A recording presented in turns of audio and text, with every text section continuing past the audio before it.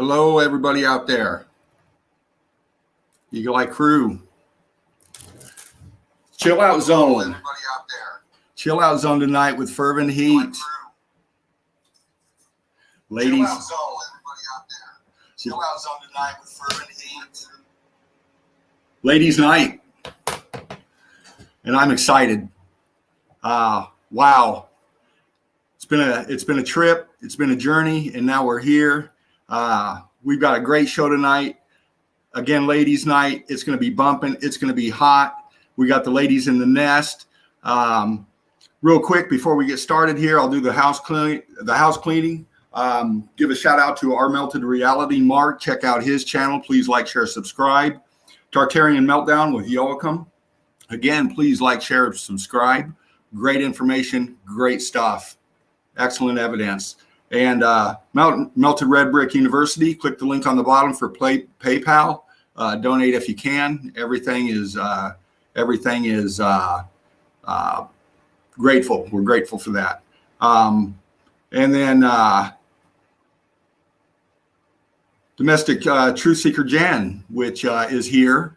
And I want to go ahead and bring Jen in and get this party started because it's hot and she's ready. So I'm going to go ahead and kick Jen in here. Dude, you're like, it's hot. She's ready. Hey guys, welcome everybody. My finger's a little sweaty. It got kind of stuck. We're going to be turning up the heat tonight, baby. That's right, Jen. We are. And I'll tell you what, man, dude, it's so much out there happening. And the ladies have been on it as far as the evidence goes and the chat and everything else in the moderation. They're just all over it everywhere at the same time. And we love you all so much, man. So it's great to have you in here, Jen. You turned us on to some young truthers out there, and we have a couple in tonight, which I'm going to let you introduce.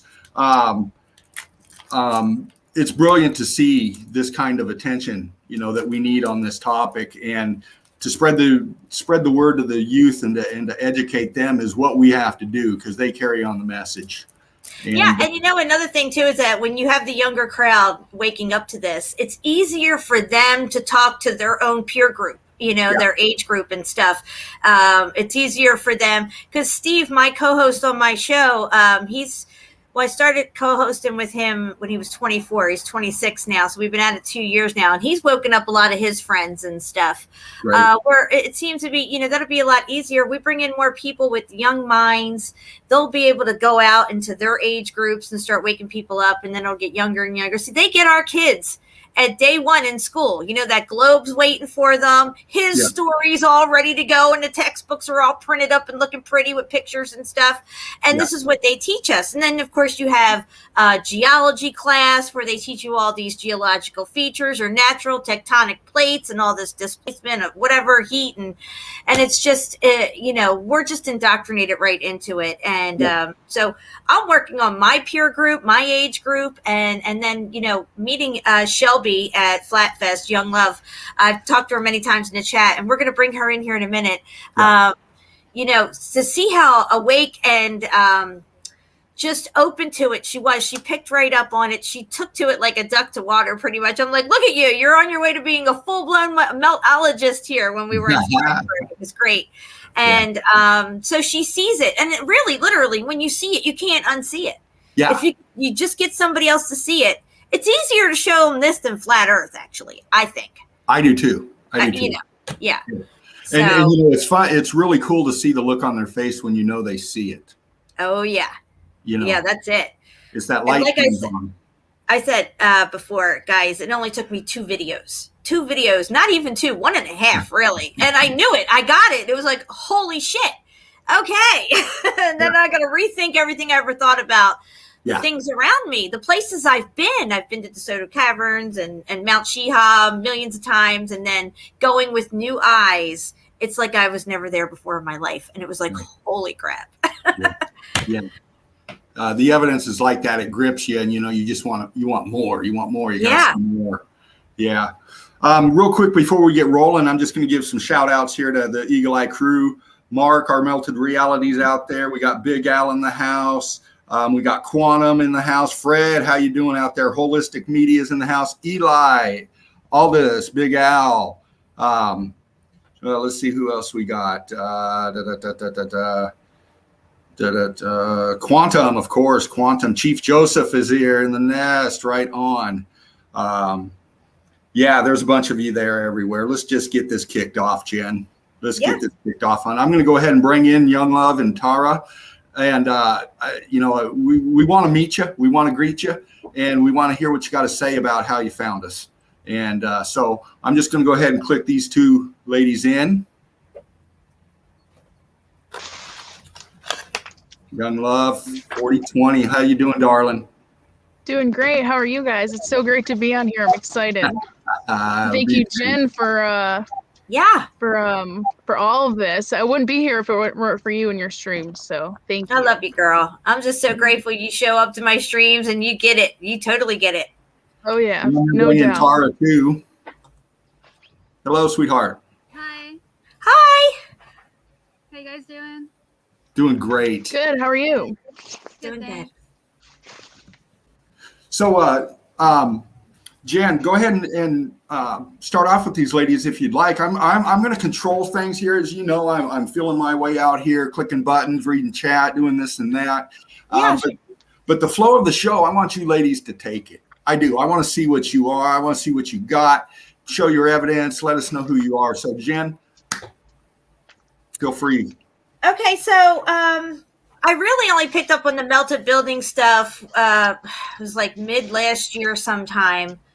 End of 19 going into 20 is really when it was. I think maybe January, February 2020.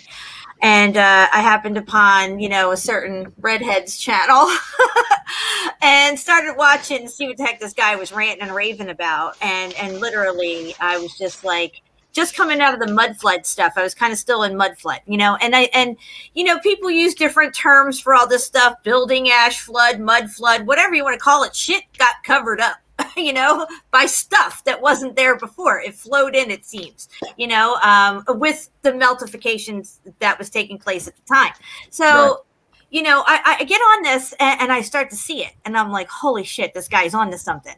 So I start looking at Hawaii and a couple of things. And then I did a live stream with Steve and a friend of ours named Bobby, who was streaming with us at a time, and the guy who helped me write my song, Mama Raised a True Seeker, which was Sweeze. So the four of us are on there, and I drop the melted building thing on them. What I do is I say, look, guys, I want you to look at this, and I explain to them what they're about to look at and stuff.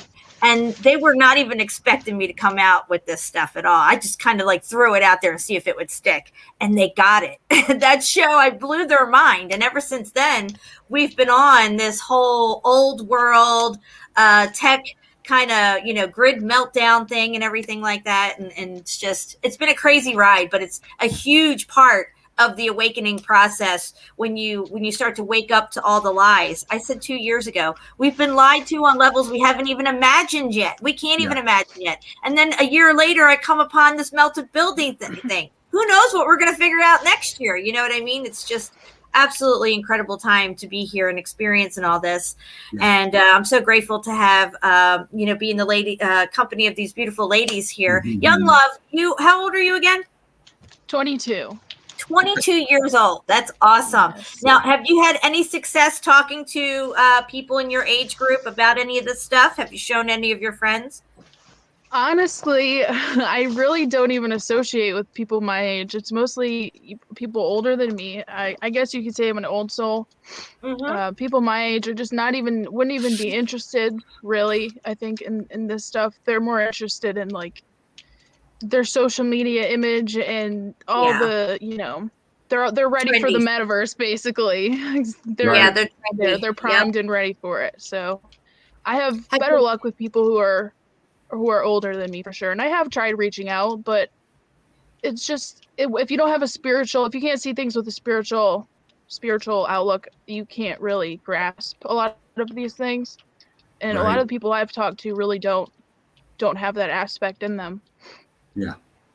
Yeah. Tara, Tara, how have you received this information, and have you had any success with waking others up around you in your group of friends or family or anything like that?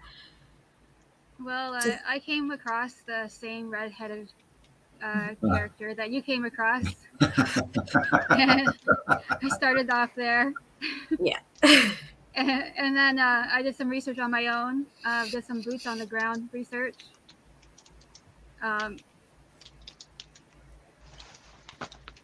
Some people online have seen it, but I haven't really come across many people that I actually know. Except for one person that was telling me about a situation where he was building a fire and he dug a hole in the ground for the fire, and after a period of time, all the dirt around the fire turned into brick, and then after a while, it turned into ash, and he couldn't figure out why that even happened. So when I was telling him about this, he's like, "No shit." Yeah. I find that most people can't comprehend that bricks can melt. Yeah. Yeah, they just can't conceive that, but yet it does. It happens, and you show them the proof, and it's like they still don't get it. It's kind of like flat Earth. You show them flat Earth, say, "Look, it's flat," but they can't see it. It's that indoctrination. Yeah. Yeah, everything's got a temperature point, a melting point, where the state of matter changes. Mm-hmm. And heat is frequency. So this is all, heat is an extreme frequency event. And I think that it happened rather rapidly. If you watch a motherboard melt down, it happens pretty quickly, So, I mean, in the time scale, the time frame of what it might happen in, it could have been happened in the course of a day or even a half a day, even in some areas, maybe even quicker than that, instantaneously, and who knows how long the cooling process took.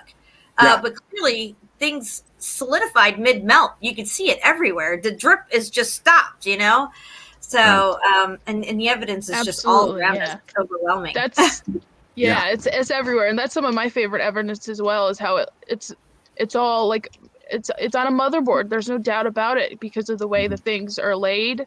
And even in today's pictures, if you look at big cities, it's motherboard-like. So, and even just Google Earth pictures, you could tell that things look like they've been melted, beyond belief. So, yeah.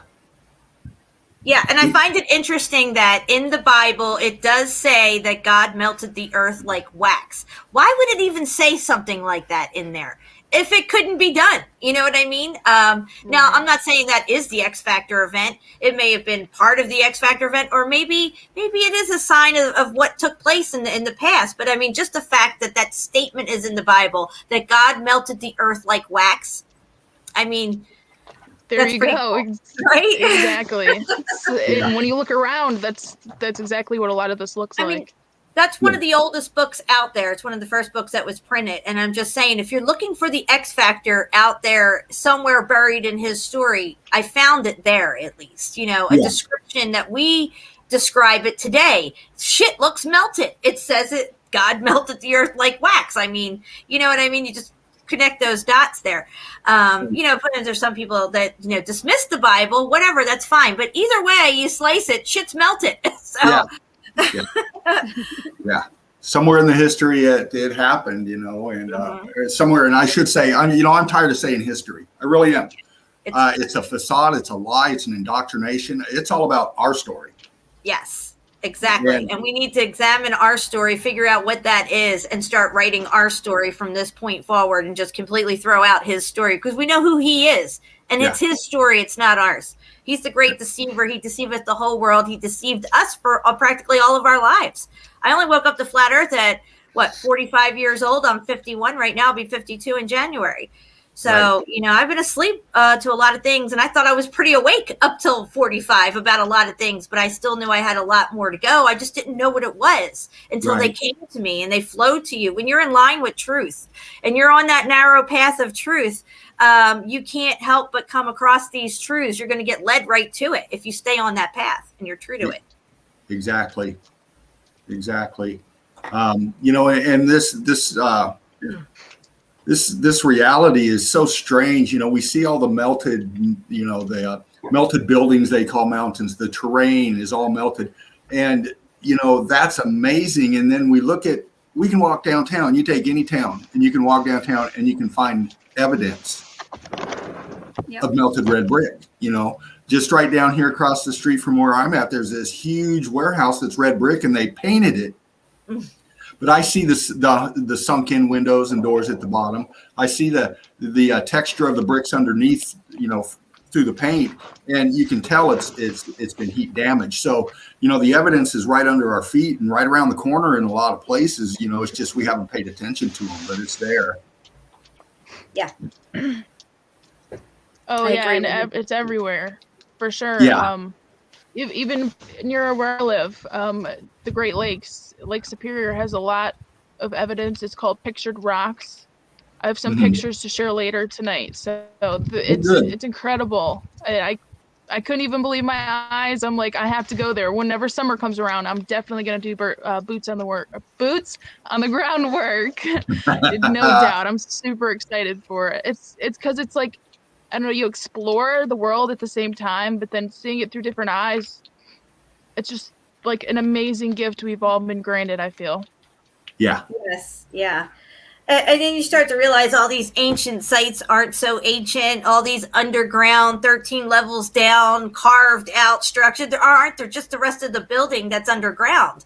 And It's all cooked out and stuff, like Cappadocia and Turkey and Derinkuyu and all this stuff. And they try to tell us, well, you know, we don't really know who carved them, but it had to be to hide from invaders coming into the country. And look, they had their cattle and all this stuff down here. That's why there's all these rooms. No, dude. And then they try to tell you they're pickaxe marks. They're not pickaxe marks. They're heat striations. You can see the floors all bubbled out and everything and all these lines on the wall. And they're like, oh, we'll just tell them they pickaxed it. Who the fuck's got pickaxe in like caveman time or whatever? You know, I'm like, it's ridiculous. And who carves melted steps? I would like to know who's pickaxing melted steps out. Yeah, those are always my favorite. The warped steps. That's like, you can't dismiss that. When it's right in front of you, and I love how people just want to dismiss things, and it's just it's right there, and it's just at the end of the day, it's prideful to just dismiss it. You know, it all boils down to that. Yeah, it's called cognitive dissonance. You know, like you just stated, Young Love. It's people look at it and they just don't see it, or don't want to see it, or don't want to take the time to crawl out of their comfort zone and see it. Whatever the case, you know. They turn it off, and I believe you're right. It is a spiritual thing in us. Those that see it are meant to see it.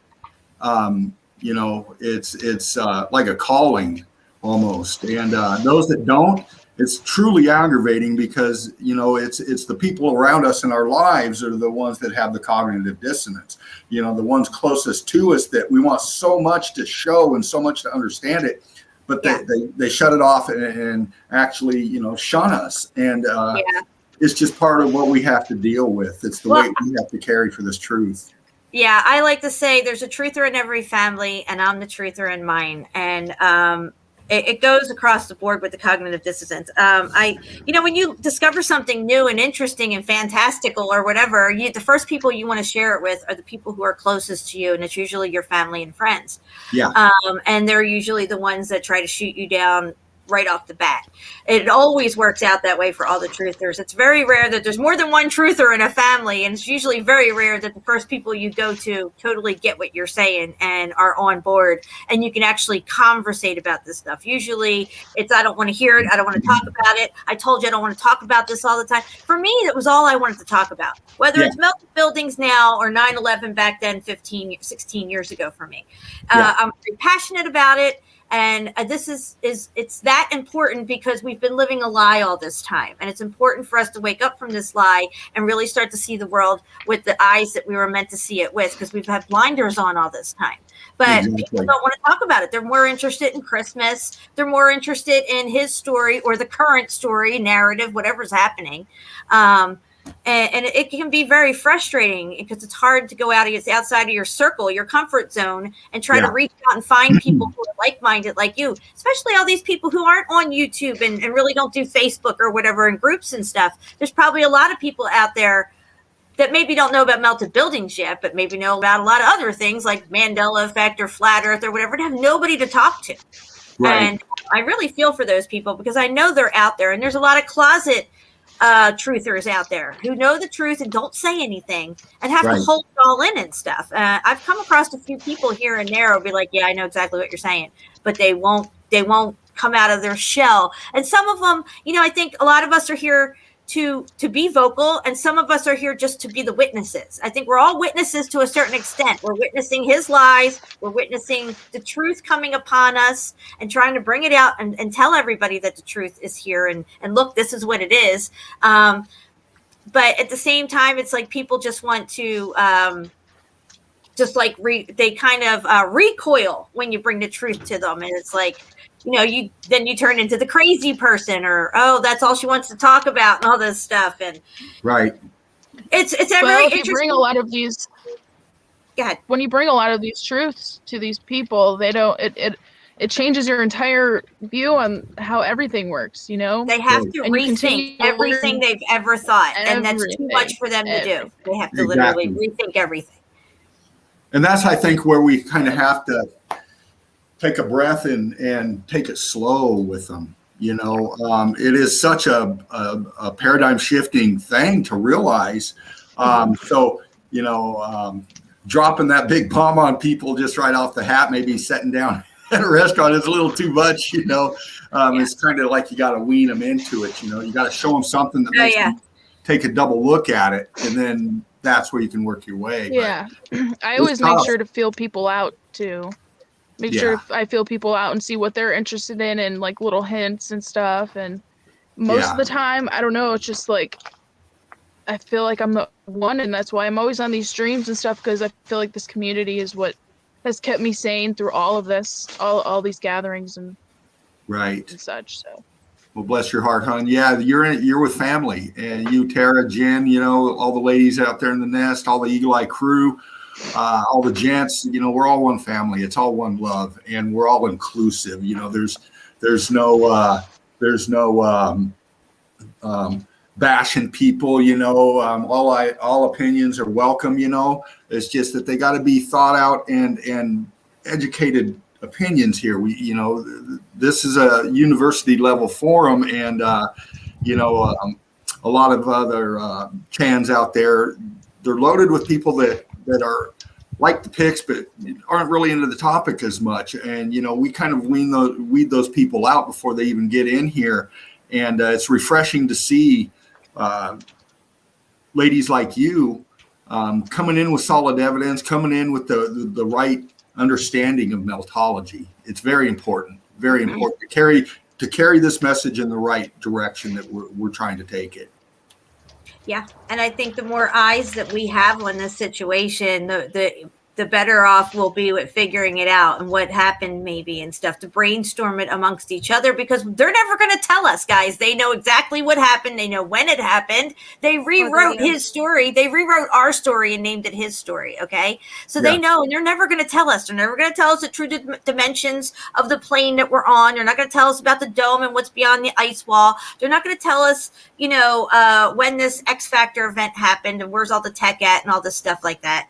So we have to figure it out ourselves, and the only way to do that is to keep open-minded and to keep bouncing these ideas off of each other. I try not to shoot down anybody's ideas if it seems like it could be a possibility. You may need a few more pieces, but if I see it doesn't fit, I will explain to the person why I think it doesn't fit into maybe the course of events that took place to lead us where we're at now. And that's important to do that, because, a lot of people may say, well, maybe it was just this or something, or you're just seeing, and you have to explain to them where you're coming from in the process and how you got to that conclusion and how these pieces fit together. And some pieces don't fit. And I've had pieces that I've had to take out and say, like, okay, I don't need that piece. I thought it fit in here, but it doesn't, and it's important to keep an open mind through the whole process. Yeah. It looks like Young Love kind of blinked out here. I think she's still here. She just went to Avatar for a second and muted. Maybe she had to step away for a second. She'll be back. Okay, good. Yeah. Awesome. So Tara, you've been busy. I've seen some of the evidence you've posted and everything, and you're a mod here in the group as well. Yep. What's your thoughts, hon? How are you doing with it? How are you liking it? I like it a lot, actually. It's actually, I've been doing research for probably over 20 years. Okay. On the truther side kind of research, yeah. And when I got to the melted bricks thing, it shifted. It literally just shifted everything. Yeah. And so I was studying earthquakes for a long time. Okay. In the pattern of earthquakes, and meltology is related to that. We're still working on putting the information together, but I'm gonna come up with a presentation for that one. Great. And it's actually really interesting because it's all connected with all the buildings underneath the sea and everything. So there's even people made maps and had no idea they made maps of melted buildings. Yeah. Yeah, that'll be really cool. I can't wait to see that. It's really interesting, yeah. Right on. Yeah, Right. so that's one of the big projects I'm working on right now. Good stuff. Have you worked in volcanoes into your earthquakes at all? Does that come in? Yeah, that comes into it too. Yep. Okay, great. Because I've done. I know, and I saw your videos on the earthquakes, and they're really amazing. You did a really good job on showing how volcanoes are not they're not volcanoes. They're lots of buildings. Yeah. And just something that you probably didn't know, but I watched the Leilani Estate eruption that went off. I think it was in 2018. And the locals were saying that the lava was actually going after the buildings. So it wasn't really going into the forest or like the nature or anything. It was targeted towards the buildings. Really? So which I found was really interesting because it's going out to sea where all the melted buildings are underneath the sea, and it was going for the power plants and the people's homes. Yeah. Huh. Wow. Interesting. Yeah. Super interesting. I was trying to find the video where that was actually said, and it's going back 4 years on someone's Facebook page, and I couldn't find it. Oh, okay. But that might be tough to find. It is really tough to find, yeah. But still, it's interesting because you're not going to hear that anywhere else. Nobody else is going to talk about that. I haven't heard it from anyone else since that time. And you hear anything about it on the mainstream, it's all propaganda. They're bending the narratives and all of that. Yep. Well, they shut the access down to the lava because everybody was going to the lava to shoot the lava because everybody's got cell phone cameras, right? So everybody was just going down there and photographing the lava. Right. And so there was big restrictions on all that. Of course. Yeah. Always restrictions. Yeah. And then if you lived there, you were able to go back to your place to get stuff at certain times, and then you had to prove you actually lived at that place down there. And they had checkpoints and everything. Yeah, roads are closed down. Yeah, but there was a couple of YouTubers that did pretty good videos. They were down there, like they were right down, like up close. Yeah. Of a third phase of the moon. I don't know if you've heard that channel. They normally do alien stuff. Right. But they were actually right down there on the ground. There was certain points where it was a little dangerous. They almost fell through a crack. Right. They were up really, really close. We got Lindsay here in the chat, and she's got a question. Ladies, I would like to hear your perspective on the ongoing eruptions and earthquakes on La Palma. Is that what you were talking about before? La Palma. Yeah, La Palma, just from my perspective, just from the research I've done, there's things that happen that are natural, that are part of the plane, and then there's other things that happen that have artificial flavoring in it. Mm-hmm. And La Palma seems to be an artificial flavoring because it came out of nowhere. Mm-hmm. In the case of the Leilani Estates eruption, before that one happened, about a month before, there was massive rain. They had, and within 24 hours, something like a year's or 2 years worth of rain, something crazy like that. And that happened 2 times before the actual eruption happened, because the plane, when it knows that something's going to happen, a major event, they're going to prepare the land for that event. Mm-hmm. So, and they that's knew another it. reason. Yeah. They knew it because 10 years ago, I remember hearing about La Palma, that there was this little island off and there could always be a possibility of a tsunami. They said it would go off and it would be vent after vent after vent. The island would unzip and part of it would fall off into the ocean. And people scoffed at that, said it'll never happen. And now here the thing's erupting.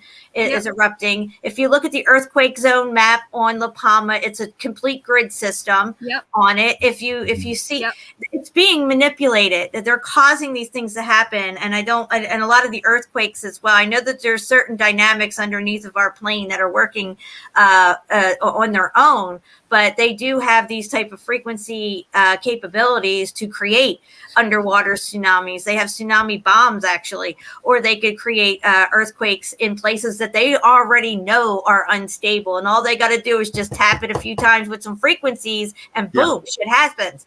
And they can wipe out a whole bunch of people and blame it on a natural event. It's silent weapons for a quiet war that's taking place on us. Yeah, exactly. You know, who knows what kind of technology they're fucking with, and who knows what technology they have left over from the X Factor event, because they saved a lot of tech. They saved airships. They saved tech. They know so much more. They know a lot. Yeah. Yep. Tom Petty says it in his video. Tom Petty says it in his video when he's molesting that brick wall, that they know all about it. They don't talk too much about it, but somehow they get around it. Right. That's how things usually always are. They put things in movies and such to mock, but also to just let them know, or let us know that they know that we know, type of thing. But the La Palma thing, I would say, is definitely manipulated, no doubt about it. Everything is electromagnetics, all that. I wouldn't say it's easy to, because I wouldn't know how the hell to do this, but it's definitely not organic, for sure. Right. Yeah, it's not organic, for sure. And like that tornado that just happened. I was told by someone who works in the government that they have a technology where they can shoot something like a torpedo into the ground, and then they could have started the La Palma volcano by putting that technology in there, and then it just burst and it started. All they have to do is tune into the frequency of that island, the material that it's made of, and they can superheat it up, and they can keep that thing going as much as they want. They have frequency-based weapons. We know this already. We know HAARP is old technology. God only knows what they're using now. And and it's completely being manipulated, for sure. It's not organic. I agree with you, Young Love, there. And we don't even fully understand the dynamics of our plane and this type of electromagnetic torus field that we're in here on our dielectric plane of inertia. And so we still have a lot to figure out. And you study earthquakes and stuff, and every one of us have these different areas that we're coming from, and together we're all going to figure this out. And it's the only way it's going to happen is through us. We are the apocalypse. The apocalypse is happening through us. Yeah, it is, and it's fascinating to be part of it. It really is. It's awesome. I love it. Let me give you one shout out here. Quantum, he says 1952 weather modification was actually or officially announced. So, they've got quite a few years already. I have to interrupt you. My co-host Steve has found patents for weather modifications as far back as the late 1800s. And they at one time had scrubbed some of that off the internet and pushed it up to more into the 1900s, but it was like 1895 or 1885 or something. There was patents on weather modification already. And of course, JFK mentioned it in his speech about, all these things, even controlling the weather. They knew they were already controlling the weather. Tornadoes are not a natural event, in my opinion. I can't prove it. But I don't think that the first tornado was recorded in Mexico in the 1500s, supposedly. I don't feel like these are natural events. I feel like they are completely unnatural to our plane of existence here and the way things are supposed to go. I think they use, first off, with their weather weapons that they have right now, they could stop these tornadoes like that. They don't. They don't. Why don't they? Why don't they stop these hurricanes coming in and stuff like that? Buffer them off the coast and let them ride up the coast. Or they don't do that. Same things with the hurricanes. Yeah. Same thing. Well, there was that huge tornado just last week, I think, in Kentucky or somewhere. There was a bunch of them. And Missouri got hit. Yep. Crazy. I heard that line stretched all the way from the south to the north, to the northern part. Because even where I'm at, there was a few trees down, and I'm in northern Michigan, so. Okay. It was very interesting. Yeah, definitely. They can manipulate everything. Everything is just energy. It's got to do with, highly. Look, if you have cancer, all they got to do is tune into the frequency of that cancer, double it, and it'll dissipate instantly.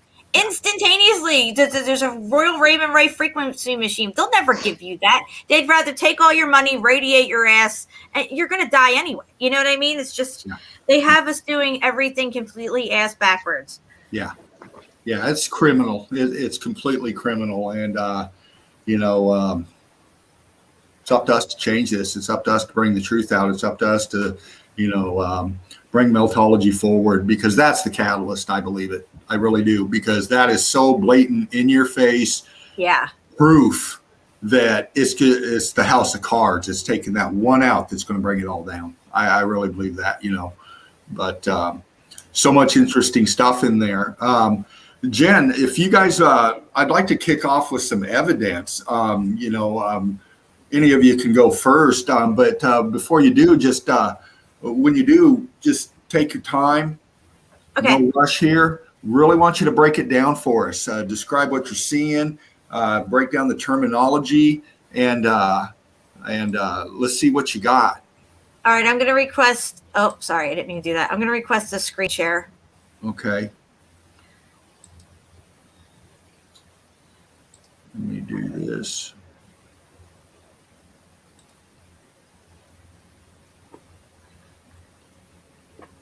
All right. Did you grab it? Can you see it okay? Not yet. All right. You just have to click on the thing that, my screen share thing that popped up. Yeah, the blue box. It should be another box there that it looks like, say, somebody else is going to join the stream, but it's just my screen share, and you have to allow it. Okay, I am pressing on it. I don't see it yet. Oh. All right, let me go back to StreamYard here. Just a second. Okay, so next to my picture, you'll probably see another box that popped up next to me. Oh, I've got you on. You tapped out of the StreamYard. Hold on. I'm not seeing you next to Tara and Younglove in the StreamYard. You popped out into the regular boxes up top. Okay, I'll stop the screen share, and then I'll request it again and look for it to pop up. You may have to scroll down a little like we were talking about, because some of the stuff gets kind of covered up. You might have to scroll it down a little to see the okay, go ahead again. There we go. Okay. All right, can you see this now? I see your box. Please. When I push it, it says remove. Okay, hold on. Here we go. There you go. Okay. All right. I'm just checking. Okay, it looks like it's coming up. All right, great. So this is a video that I took off the internet, and it's an explorer who goes into this deep underground tunnel system, and he even says it predates World War I and World War II. But during World War I and World War II, they used it as bomb shelters. Guys, wait till you see what's in this thing. And it's proof that they're inside of a melted building, and you're going to see brick staircases and everything here. So I'm going to play it from 9:32 up until like 9:44. Let me just make sure everything looks good here. Okay. So I'm just going to let this run a little here. Let me, okay. Now check this out, guys. Oh, is it playing? Okay. He's going to stick his camera up through this thing here in the ceiling. Look what he sees up here. I'm going to pause it right there. Up through this barrel thing that is covering whatever it is that they're inside here. There was a piece missing, and you could see a brick staircase, a brick archway right here, a huge brick wall right here, right? Yeah. Now, this is supposed to be some dug out underground tunnel system, guys. But let's just continue on and wait till you see this shit. There's your staircase made of brick. Everything's brick. Look at it. He's even saying in the video, why would they have put that there? Why would they have built this in here? He's even confused. Now, wait, he sticks his camera up in here, and wait, I want you to see this shit. Look, wait till you see this. Boom, Boom, baby. Do you see this brick arch that's just going up into this melted wall right here? Oh yeah, look at that. Look at that. They are baffled. If I put the volume on, you'll hear the guy. He's like, why would they have put this here? What is this? You know, what they did was when they built the bomb shelter part of it, or they used it for a bomb shelter, they put this like steel tubing in there to cover this part up for the people who are hiding down in the shelter so they don't see this shit and wonder why the fuck there's a building inside here. You know what I mean? Because it is the building. See, okay, you were able to see heat striations there for a second on the wall, but just to give you an idea of what they're inside here, they're just exploring this bomb shelter thing that predates World War I and World War II, and lo and behold, up above them in this, ceiling part is that stuff. Now I can take it back a little as they're going in here, and you'll see again with the rest of the, tunnels that this is.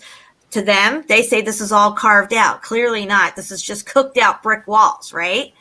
And then when they get up to the place where we just were looking, you'll see how it leads in. Nothing too crazy and suspicious looking. You see some brick popping out here. What's that doing there, right? Little pocket of survival. Oh, yeah. See, they have no idea that they're actually in a building until that one part comes up and they're baffled. They're like, what?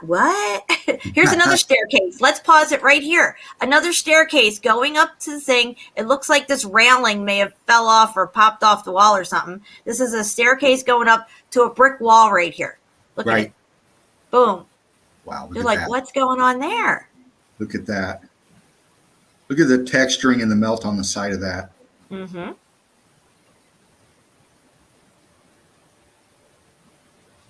And then he goes over to this other section. See, that looks like the piece of the ceiling that's missing on the ground there. Right. But when he goes in, you'll see it. Now, judging from here, you can't tell anything, right? Look, a few walls here. Let's pause it right here. Right here, you have brick going up into what? This? You know what I mean? This is just part of the wall that survived right here. This is it. And this is what he sees up in the ceiling, the same brick structure. Because he's inside a building. Yeah. Inside a melted building. Yep. See the brick all charred right there on the side? Look at this. Yeah.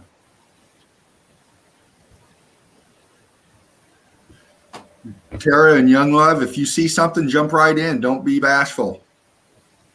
All right. So here's the part where he goes up in here. He's checking it out. He's like, this is interesting. What's all this? It looks like some little storage room or something, right? Right. And then he looks up in the ceiling and there's another whole section with bricks sticking out everywhere. Brick here, brick here. Who's bricking this up? Right? Come on. Look at this. Brick here, exposed. Yeah. Absolutely. That's incredible evidence. This is amazing. Without a doubt, that's a melted building. You could see because it's just, you wouldn't have these random brick spots. You wouldn't have these, it's amazing how quick this event happened to have things just totally melted and then to have something intact. It's fascinating. Yeah. Look at that, guys. I would love to go up there and see where that leads. There's probably all kinds of levels and rooms here and stuff. And that's amazing brickwork. Who's doing this pre-World War I? Give me a fucking break. I know, right? And they love to cover all this stuff up, too. Oh, yeah, that's what this barrel thing is for, to cover it up. But apparently a piece fell out and they couldn't cover it. Look, it's like, who's building this arch right here that goes into nothing? Oh, my God. Wow, look at that. And that's then incredible. there was the heat striations there. So, that's my evidence on that one. Oh, look at those lines. I'll stop screen share and let somebody else take a turn, and then I'll come back on the other side and share some more stuff. If anybody else has you ladies are flying tonight. You want to jump in, jump out. You guys are doing it. You ladies are doing it tonight. So however you want to do it, I'm just controlling the chats and enjoying the show and loving it. So. All right, awesome. Tara, do you want to go first, or it doesn't matter? I can go. I'm ready. I can. Okay, you go ahead.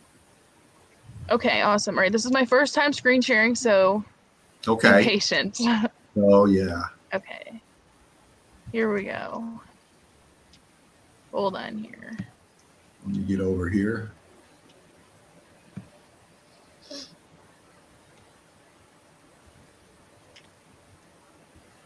I got to give you it here.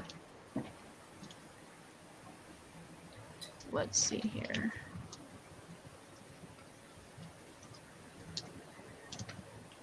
Can you guys see anything?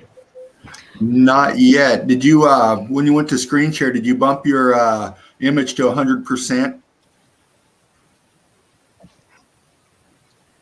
And you got to press on the little box with your picture on it first, and then the share. Here.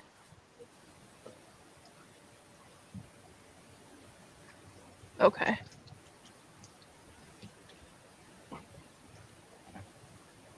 All right.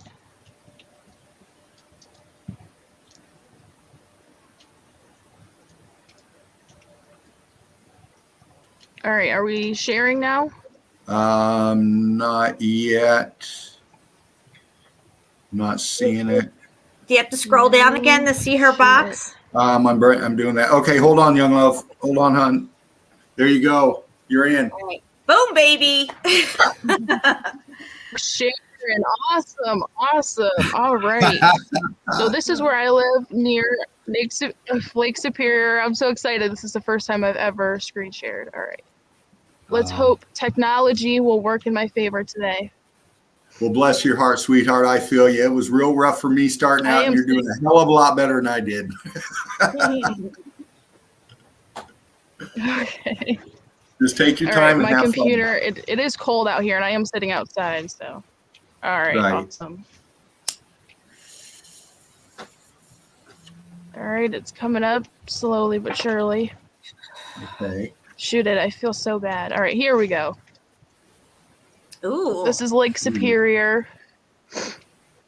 Nice. This is called Pictured Rocks, I believe. Yes. Can you zoom in on it? Can Try you to get a go zoom in on here. it? Yes, I'm doing that. Here we go. It's incredible. Wow. I mean, you can just see the color that it's been cooked for sure. Oh, yeah. There we go. Yeah. There we go.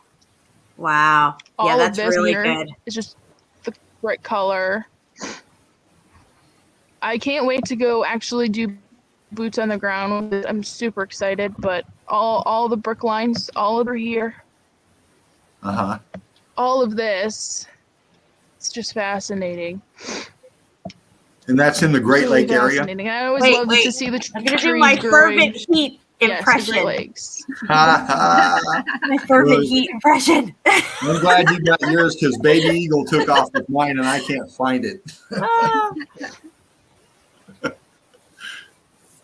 Wow. Yeah, that is really cooked out. It looks like you can see it under the water there, too. Incredible, yes. Like, you know, it melts out into the water. Can you bump in tight under the water? Can you bump in tight under the water? Oh, look at that. Mm-hmm. I'm seeing a couple of apertures. Yeah, that's incredible. All right. Hold on. Sorry about that. I got a bit of noise in the background. Oh, that's all right. We understand. Sorry here. Hold on here. I'm sorry about the noise. Well, continue on, hon. I wasn't expecting. Okay, here. Let's see here. Let's see if I can go to another picture here. Oh, shoot it. A lot of right angles there. Yeah. Quantum says, look at that. Yeah, absolutely. I'm trying to, my computer. Make sure you just kind of click slow and give your computer time to do its thing, hon. I get excited and I start tapping. Absolutely, yes, for sure. Yeah. All right, let's go to the next picture. Cannot get to the next picture. Shoot it. All right, here. There we go. All right. Here's another picture of Lake Superior.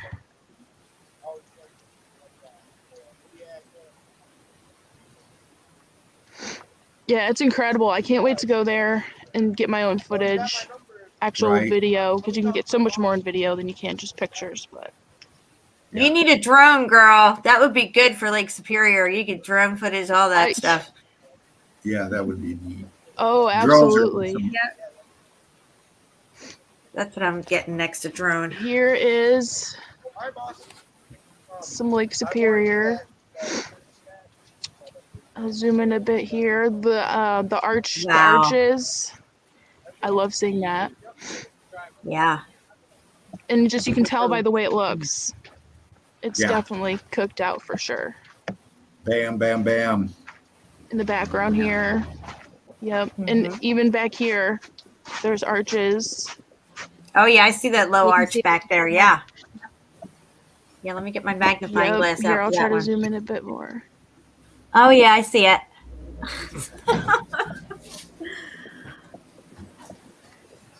Always those little There we arches go. real low there along the Yeah, water that's lines. fascinating. Yeah. Yes. All right. That's Lake Superior. I have one more that I want to show of Lake Superior here. Two, actually.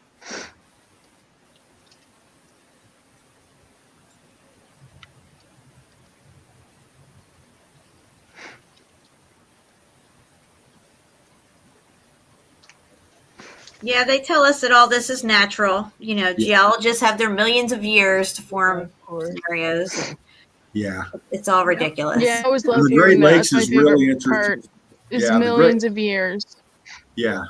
And the lakes, you know, there's so many of them. You got the big ones, but what is it? How many lakes up in that area? Like thousands, Lake Superior, like Huron, like Michigan. Yeah, there's quite a few. There's smaller ones that I love are laying this. You around. can still see the yes. You can see the brick color down here. What's that on top? It looks like a little pocket of survival up there on top, like a brick wall or something. Yeah. That looks bricky. Very bricky. Yeah, it definitely does. Yes. Wow. For sure. It's got blocks on lines. Brick lines. Yep, for sure. This picture was during the wintertime, it looks like, because of the ice, but right. You got that crack Yes, that it's folds right underneath definitely it. and goes part- down.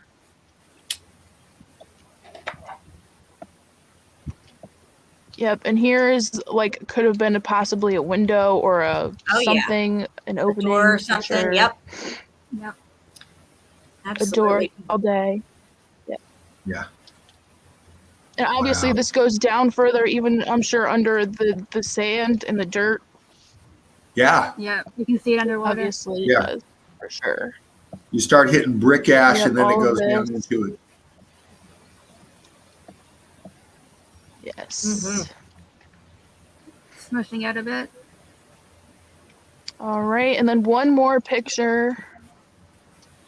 And then this was like a rendition, someone painting. I love seeing like old paintings of like something that's been, obviously melted or like an older building. Mm-hmm. Slowly but surely it's coming. Sorry.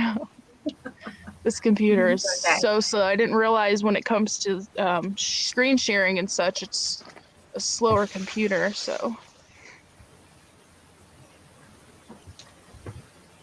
Yeah, all this Are is so you working- fascinating to me. At first, when I ran into it, I thought it was all so crazy. But then I thought, so is Flat Earth and so is a lot of other things. So, and Right. once you see it, you can't unsee it. This No, you stuff can't. is everywhere. Yeah, you cannot unsee it. And even when I went This was through like a Giovanni, painting. yeah, like all the old etchings and stuff, you see it all in there. All the stuff, all melted and ruined and everything. Yeah. Absolutely. Wow. Yep. This is what this reminded me of. All of the etchings that you've shown and Steve and all that. Yep. Mhm. This is actually beautiful, I think. It is. Incredible. All right. And then if Tara wants to show, I have some other things that I found, but I'll go ahead and let Tara show some stuff. Okay. Sure. Yep. There you are. All right, Tara, looking Alrighty, for are we you. back? Good? Yeah. Awesome. Very good evidence, young love. Yes. Very good. Outstanding. Thank you. I'm surprised I got through it and didn't. Young love, on the Yeah, back end, when you technology show works. stuff again, young love, you should show that stuff you showed on my show, the church and stuff. Yes. So Yep. maybe I a little have, later I you have can bring that, and those I up. found something very fascinating with that, and I cannot wait to show it. But we'll save that for later. Very good. You're in, Tara. Okay. Can you guys see that? Oh yeah. Yes. Okay. We Yes. are in Argentina, and they tell us that this is an iceberg. Interesting. Yeah. So it's very square. You can see how it's really square. Mm-hmm. Has corners on it. This one here is interesting. Here, if you see the black lines here, you can actually see the melt coming down. The scorch marks there. Yeah. And across here.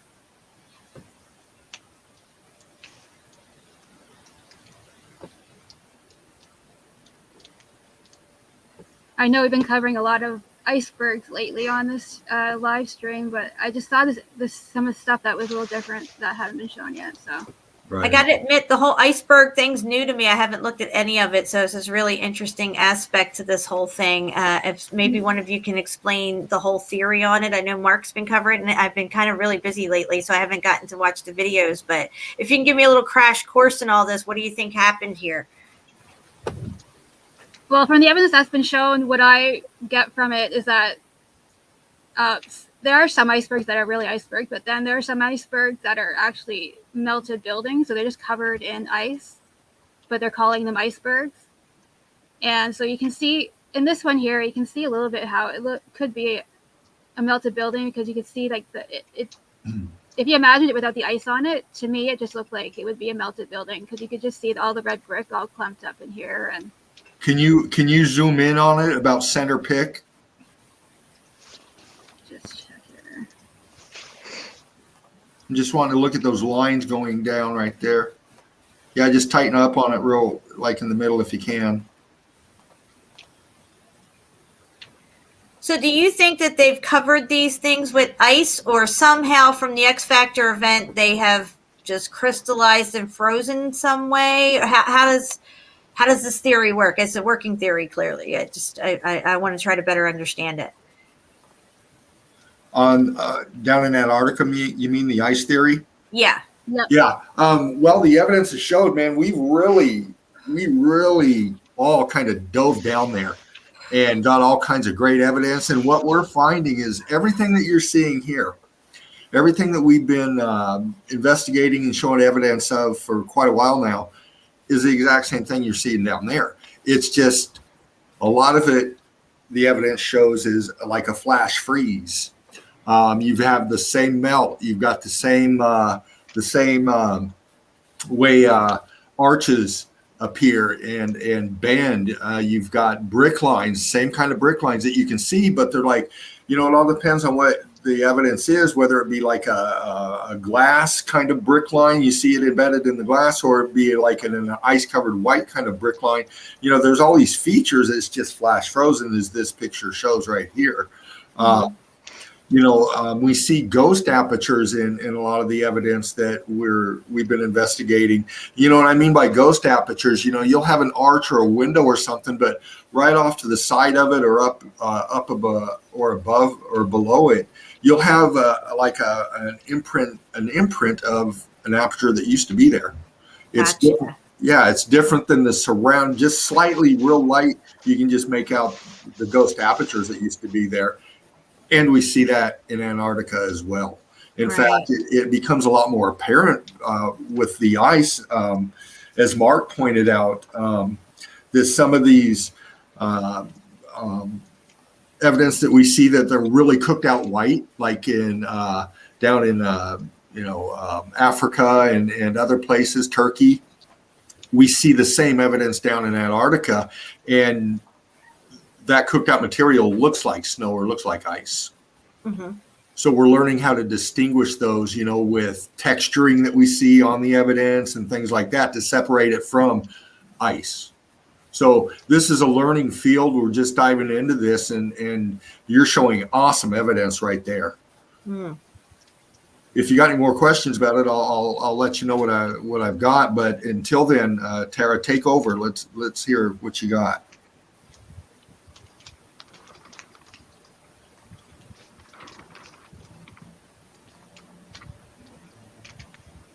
Okay. This one here, you can see more of the brick lines here. To me, the black there looks more like the mortar lines where the bricks would be. Mm-hmm. Is there any way to zoom that? I'm trying to get in here to zoom. It's not. If it's not, don't worry about it. Yeah, it's not really. Okay. I'm seeing aperture. Arch. And then this here, right here, could be a doorway here or a window.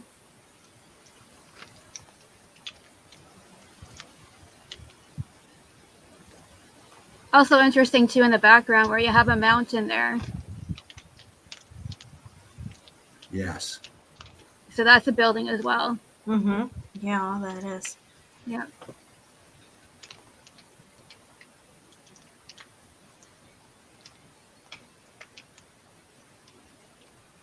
Yeah, that's so fascinating. It would make so much sense because of how there's so much evidence on how it's been heated and then cooled down significantly at a fast rate. So it makes a lot of sense for sure. Mm-hmm. It does make sense when you look at the permafrost, where it's supposed to be so hard to get through. They can't even drill through like permafrost. Sometimes it's so hard and everything. Right. That, there was some sort of flash frozen thing that took place in certain areas, I guess. Yeah. Wow. And this one, you can really see the melt go down in the blue. Right. We don't even know what the blue is. We don't know if the blue is, it could be crystal, it could be. Yeah. Well, we've seen that blue ice in our research down there, as you know, and it seems almost like it gives off its own glow sometimes. It does. It's almost like a crystal. Yeah. I looked at blue ice waves before, blue ice waves in Antarctica, and they just look like the sides of some weird buildings that look like glass or something. Well, what's interesting about that is I did a presentation, one of my first, I think it was, on stained glass windows and the colors that they use in them. And I forgot to asked about, I think it was Davros, some about the blue glass. You see it in a lot of churches over in Europe and throughout the plain. And there might be something harmonic, some frequency thing about the blue light through the blue ice that we see. Just reaching, just thinking, just, Mm-hmm. Yeah. Wow. There it is. There's an example of the blue glass right there. Wow. Like it's see-through too. So it's almost like. That is so cool. Jen, you got your magnifying glass. Do you see a ghost aperture in there anywhere? Yeah, it does seem like something's in there. Yeah. I'm seeing something on the right near that bulge. Yeah. Yeah, in up here? in there. Down a little, I think, maybe even. In here? Yeah. What's this here? Do you see anything here? Yeah, it's like some kind of opening. Mm-hmm. I don't know. It's and this over here it looks curved here. It almost looks like this is like an upside down window or something. I don't know. It's kind of curved. Well, we know they had glass buildings because they had the Crystal City in England, the Crystal City exhibit. What was it? 1800s, 1865 or 1885. was the crystal exhibits. It was all glass building. Yeah. Let me read a comment here from Chief. I wish I had my magnifying glass. Perhaps as the world melted, the flash frozen cast of melted buildings become revealed. Interesting thought. Well, there's a lot of things that are being found right now because things are melting in some areas, and in some places water is dissipating, and in other areas water is coming back. Right. Too. So things are being revealed a bit. Yes. Mm. And someone that works in the government, they say that they're expecting mountains to come up out of the oceans. So yeah, I remember hearing a long time ago, like I think it was maybe before 2012 happened, that people were predicting like new lands would pop up and out of nowhere and stuff like that. It's interesting that you just mentioned that. Yeah, I know. Yeah. I remember that. Yeah. So this one's interesting too. It almost has like a glow to it, this one. Yeah, it's like, yeah, definitely. It looks like the or the ether is kind of like got a hue to it, doesn't it? Yeah, yeah. Like a glow. I was mentioning, I think this last night or the other night about that hue. It's very interesting. I'd like to. It's over here too, yeah. It'd be interesting to see what that feels like down there, you know, like as far as an energy in the air.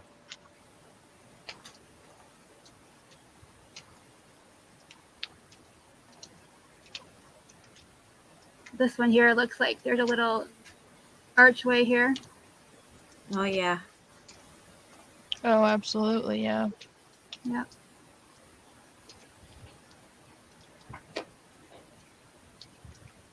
And this here to me, it just looks like a bunch of rubble covered in ice. Now that we've been exposed to the ice, you know, evidence. Looks like rock curtain, doesn't it, over that arch? Yeah. Yeah, right there. Yeah. And, you know, Spartan brought up a good point the other night. You see the whole background of that pic, how you got all that spiky material coming up? Yeah. Yeah. You remember him talking about how you take metal shavings and put it on a piece of paper and you take a magnet underneath it and it drags, and you have that same kind of effect right here. You got to think when that was melted and how viscous it was, the magnetics behind the heat, the everything behind the heat might give us that same example. Hmm.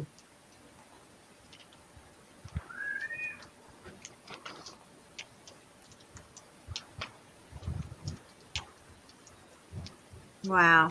It's crazy. I still wonder, where the blue. Wow. Yeah, because it's so blue on the edge like that. Yeah, and of course it's perfectly square, shaped almost. like a perfectly square, exactly. Bam, bam, bam. Yeah. No coincidence to that, you know. Nope. No, and that's supposed to be an iceberg. Very interesting. Awesome. Right.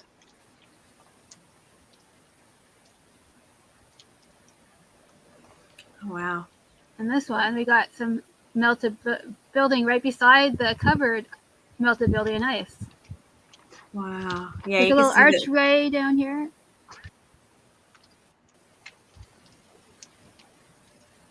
And yeah, that's melted brick right there. Yep.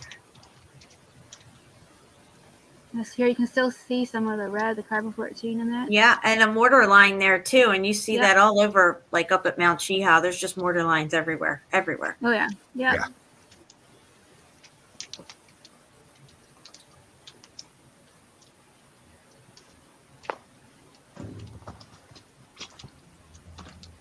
Oh my gosh, look at that. Oh wow. Truth Bear says epic. Epic.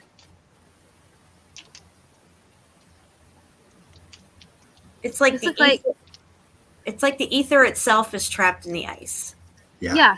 Yeah. And it looks like there's like a little hole here somewhere. Maybe a tunnel in this area here. Oh yeah. That is so nuts. Yeah. It's crazy. Yeah, even behind it you can see some melted like Yep, right back here. Little pieces peeking out. Mm-hmm.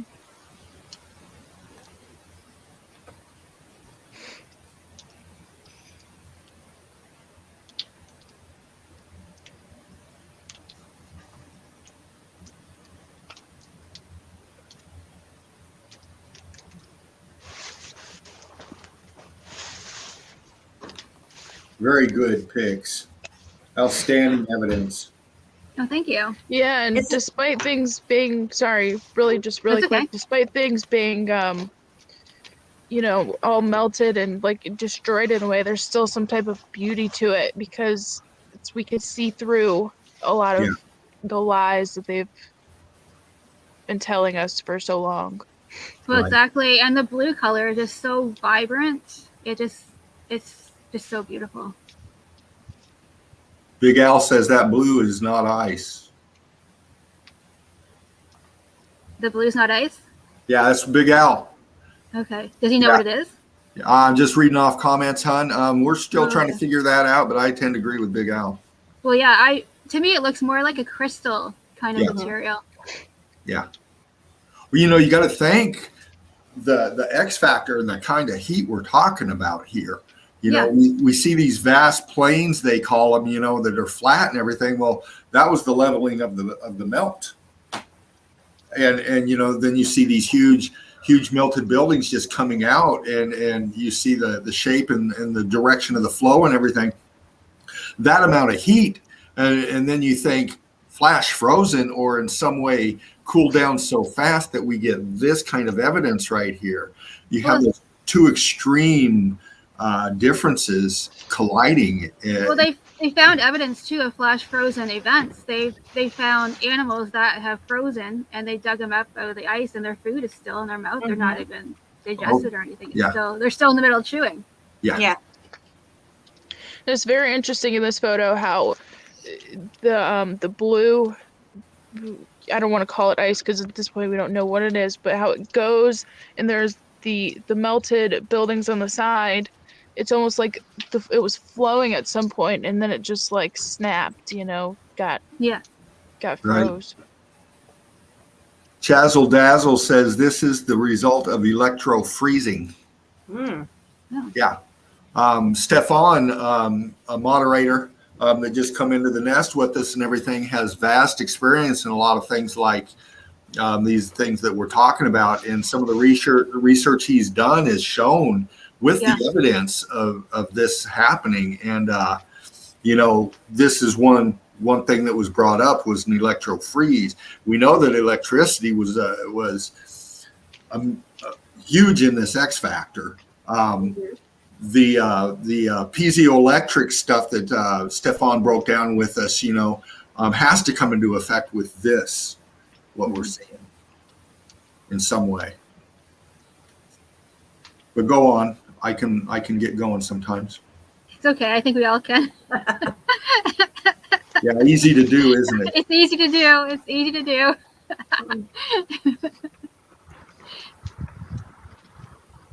So we're going to go over to Ethiopia.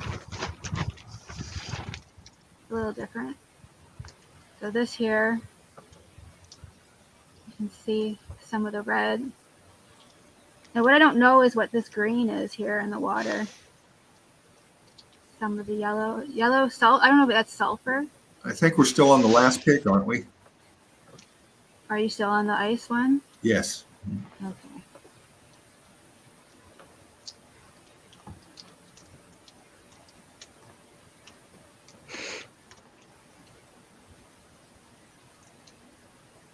Okay. And grab it again. You pop back out. You can grab the screen again.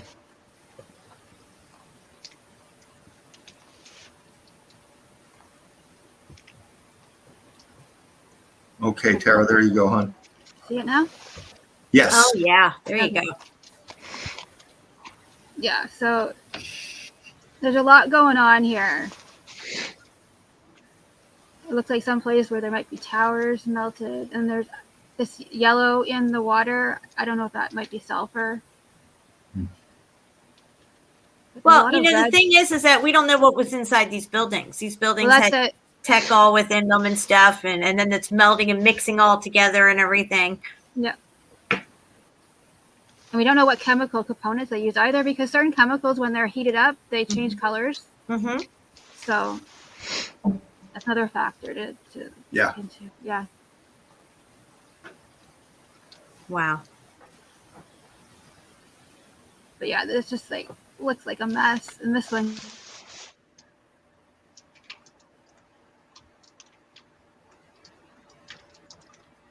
Hmm.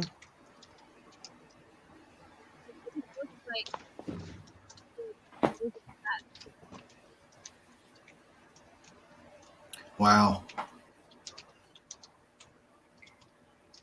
You'd think it'd stink. If that was sulfur, it would stink real bad. there usually is a smell to sulfur, yeah. Very strong. And then I don't know what this white stuff is here. Right, that almost looks like that could be sulfur as well, right? Interesting. Yeah, and then, with heat and the pressure, the crystallization process takes place. Crystals don't take millions of years to form. No, they don't. They can take Absolutely minutes. Yeah. Truth Bear says lizard waste. Maybe. You never know. You never know. Wow. Well, this one's interesting too, because there's some areas that don't have any color. It's all been cooked out. And then you see all these different lines. And a little hole right here.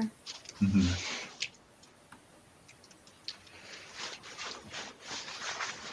Big Al says, reminds me of when batteries in cars blow up and all that green stuff spills out. Oh, that's it. Yeah. That's right, actually. Yeah. Yeah.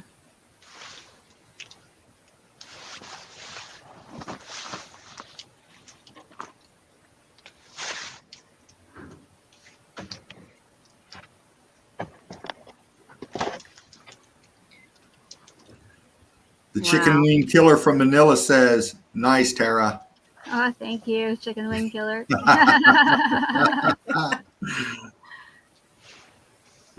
Wow, look how green that is. Right? It's incredible. And then in the background, there's always stuff in the background. Yep. Even over here, yep. That looks. Well, it's the same thing when I do boots on the ground, no matter what building, how much cooked out it is, there's always one brick or one piece of a brick, whether it's red or yellow. There's always a piece of it left over somewhere. Oh, yeah. Yeah. Yep.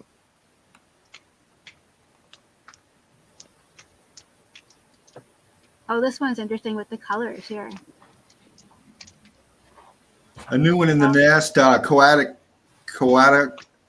battery acid corrosion in what it looks like to me. It does look like a corrosive. It does, yeah. And circuit boards get corrosive. Yes. They do. I was going to say, absolutely. Yep. Yeah. Yep.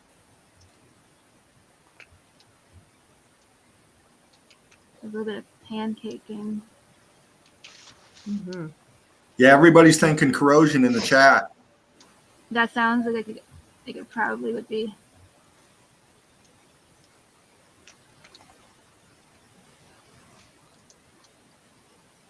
Truth Bear says, oh, wow. Yeah.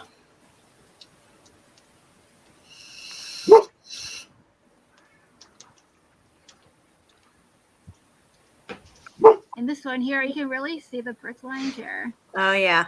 See, the geologists will tell us this is just natural. It took millions of years, all this thermodynamics and all this other bullshit. Yep.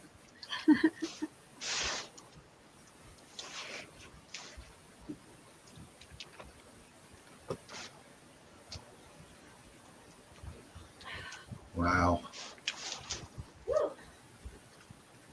Gotta kick the heat on. It's getting chilly here. Oh, wow. Look at that.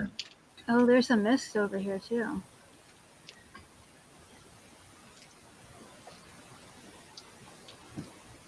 Wow, that's crazy looking. Yeah.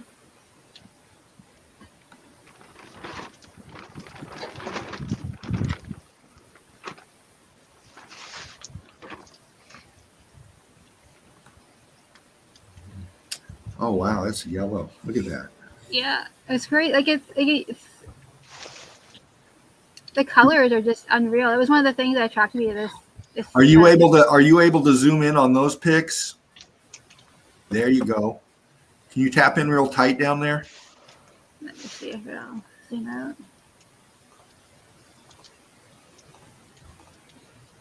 No, it's not zooming in. Okay.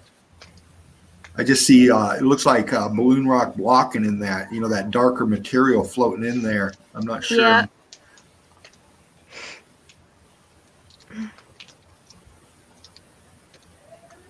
Fred says acid.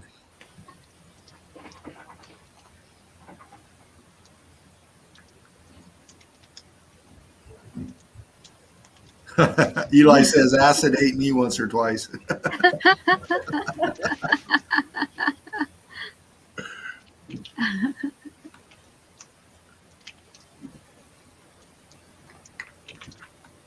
Oh, wow. Wow, look at that. Right? Like, I've never seen a place that had this kind of damage. I don't know. Have you guys seen anything like this? Looks familiar, but not kind of different with the coloring. Yeah, with the coloring, it's like kind of, that's what I thought. Yeah. I wonder what that white band is going across. Is that like it's like a cooked out material that comes off of that melt on each side. Yeah, well, it looks like it's flaking on the bottom over here. Uh-huh. And then also, like, the buildings being the tech, and then what was inside the buildings, what type of materials were on the interior of the building, what type of furniture, who knows what, all this stuff is just melting down. And then you have the water that is in the building, and it's all just coming out, mixing together, and it's just like a hodgepodge of mess. Yeah. That's what I was thinking, even about with the icebergs or quote unquote icebergs and such, like even brick being like a supercapacitor. Yeah, it is. It makes it that such intense blue color once it gets froze instead of it being once after it's been melted. Wow. Looks like you can see like brick indentations there. Right here? In that lower left-hand corner. Yeah, like those little indents. Yep. They're very square looking. You see that around Vesuvius.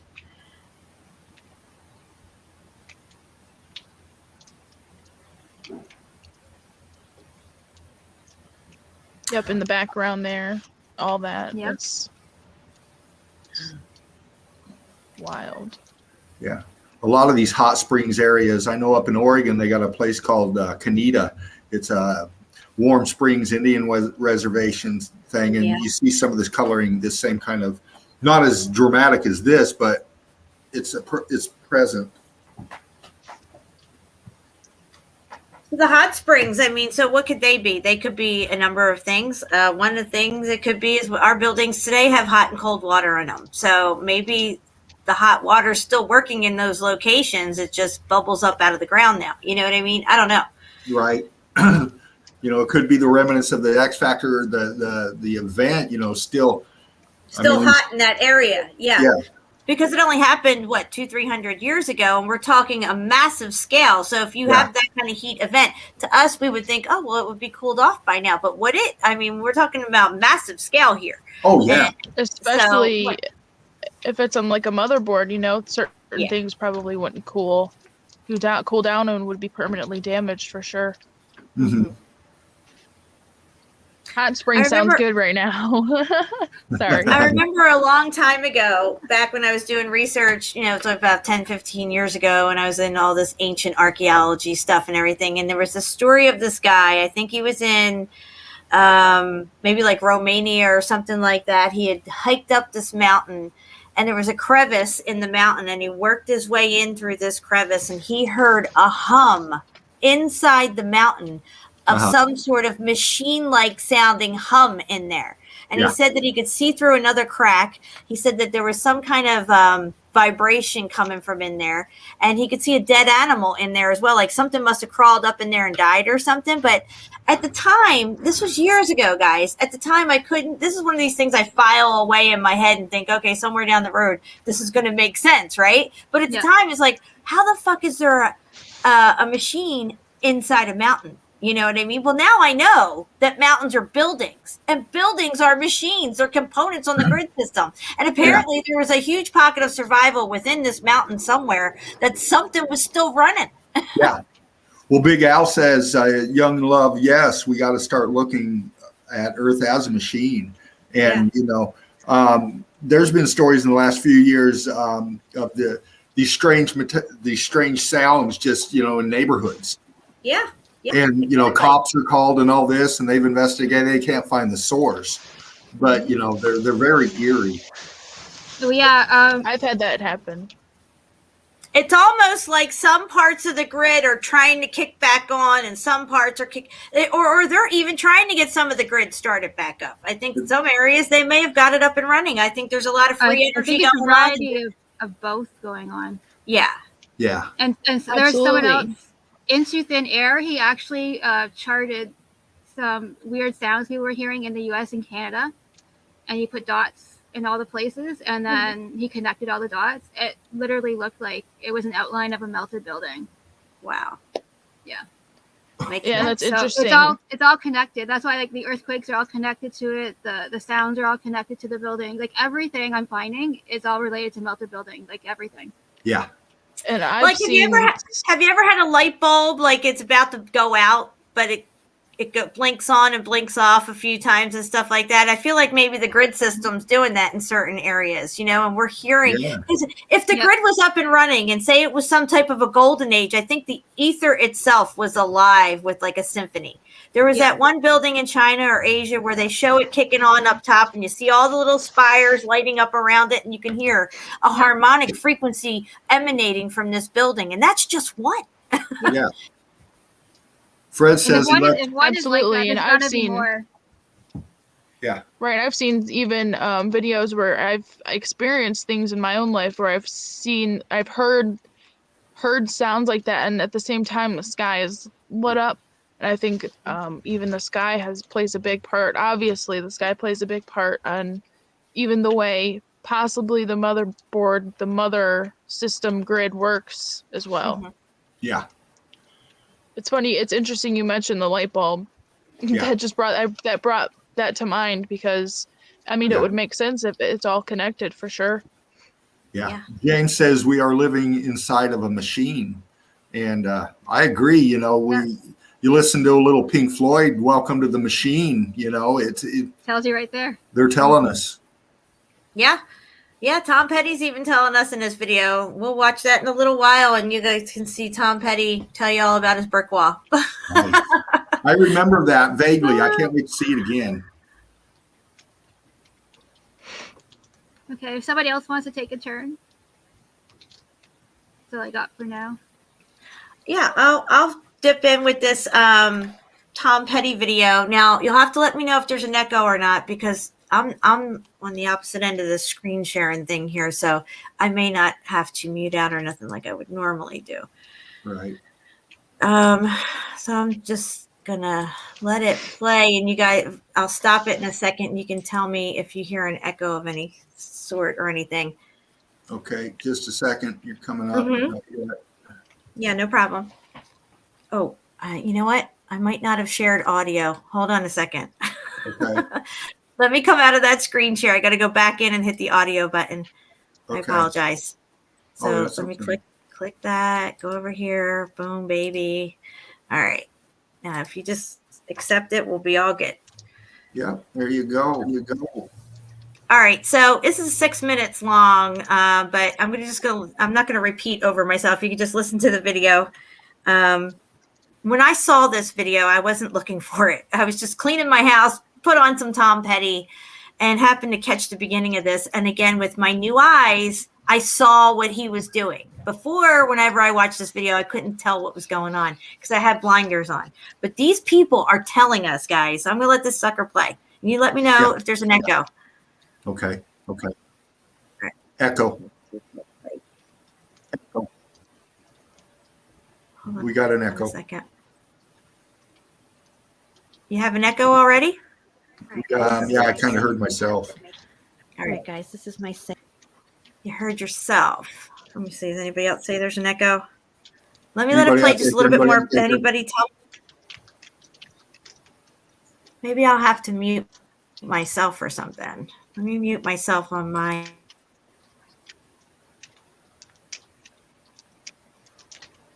Making this video. I was watching Tom Petty and the Heartbreakers sing the song Refugee, and I was watching their original video that they had made on it, and I noticed a lot of brick wall going on in the background. As a matter of fact, the whole opening scene is them panning along a brick wall and coming along different people leaning up against this wall until they finally get to Tom Petty. And then I noticed the way he was singing the lyrics and looking at the wall, I realized he was talking about this wall of brick. I know it sounds crazy, but I think this is their way of telling us. One of their ways of telling us what they're up to, read between the lines and all that. But you can clearly see that he's talking about having a secret and getting around this secret that they don't talk much about. And the whole time he's touching the wall, patting the wall, looking straight into the camera, looking back at the wall, and this type of stuff. And it's just so obvious to me that he's talking about this wall. And it's brick wall. It's like the main star of the video is this brick wall. You can't seem to let go of the brick wall. I can't play the whole video, but I'm going to play some of it here. I slowed it down. Everybody pay attention to his verbiage and his body language to the relation to the wall.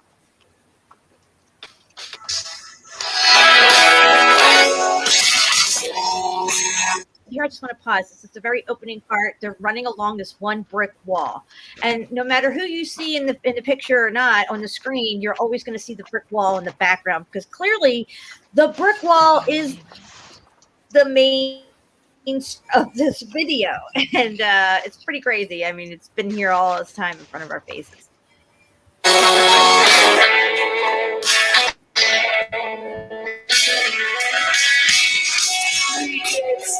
We don't talk too much about it.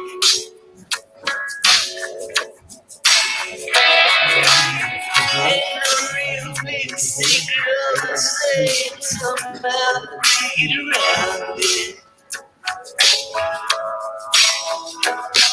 Okay, so right there, he's just keeps patting the wall, touching the wall, looking at the camera, looking back at the wall, and doesn't seem to want to even let go of.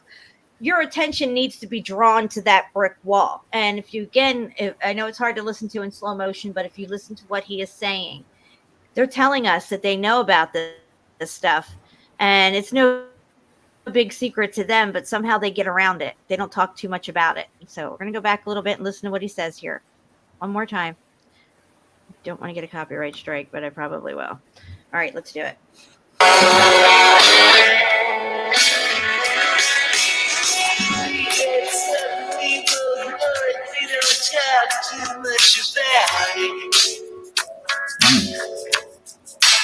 So he's patting the wall and looking straight into the camera, meaning this is what I'm talking about right here.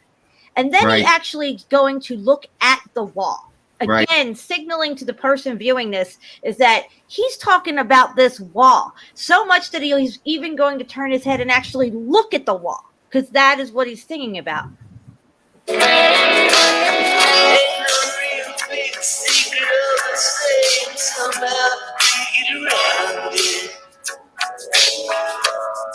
So it ain't no big secret. They get around it through the Tell Eyes to Your Vision and his story and Indoctrination that we go through for 12 years of school.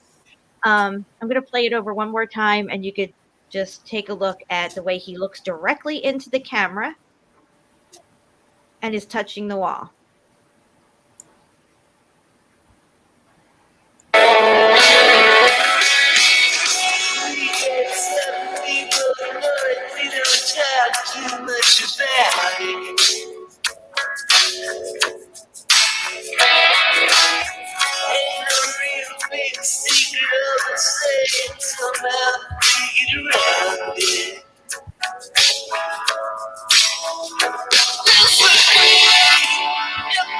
So the rest of the video here, leading up to the door that he goes in, he's just rolling and along this wall and hugging it practically, and not just glued to this wall. There's major importance to this brick wall behind him, and I think we're seeing here them putting out the truth, hidden in plain sight. It's right there in the verbiage. He says it clear as day. And this last time around, I'm going to put it back to normal speed so you can hear exactly how he's saying it and the mannerisms. Hopefully I don't get a copyright strike for this, guys, but this is important stuff. We just discovered something else really important here. Look at it. The brick wall is the star of the show. He's telling you. We get some people, but we don't talk too much about it. Ain't no real big secret of the same, somehow we get around it.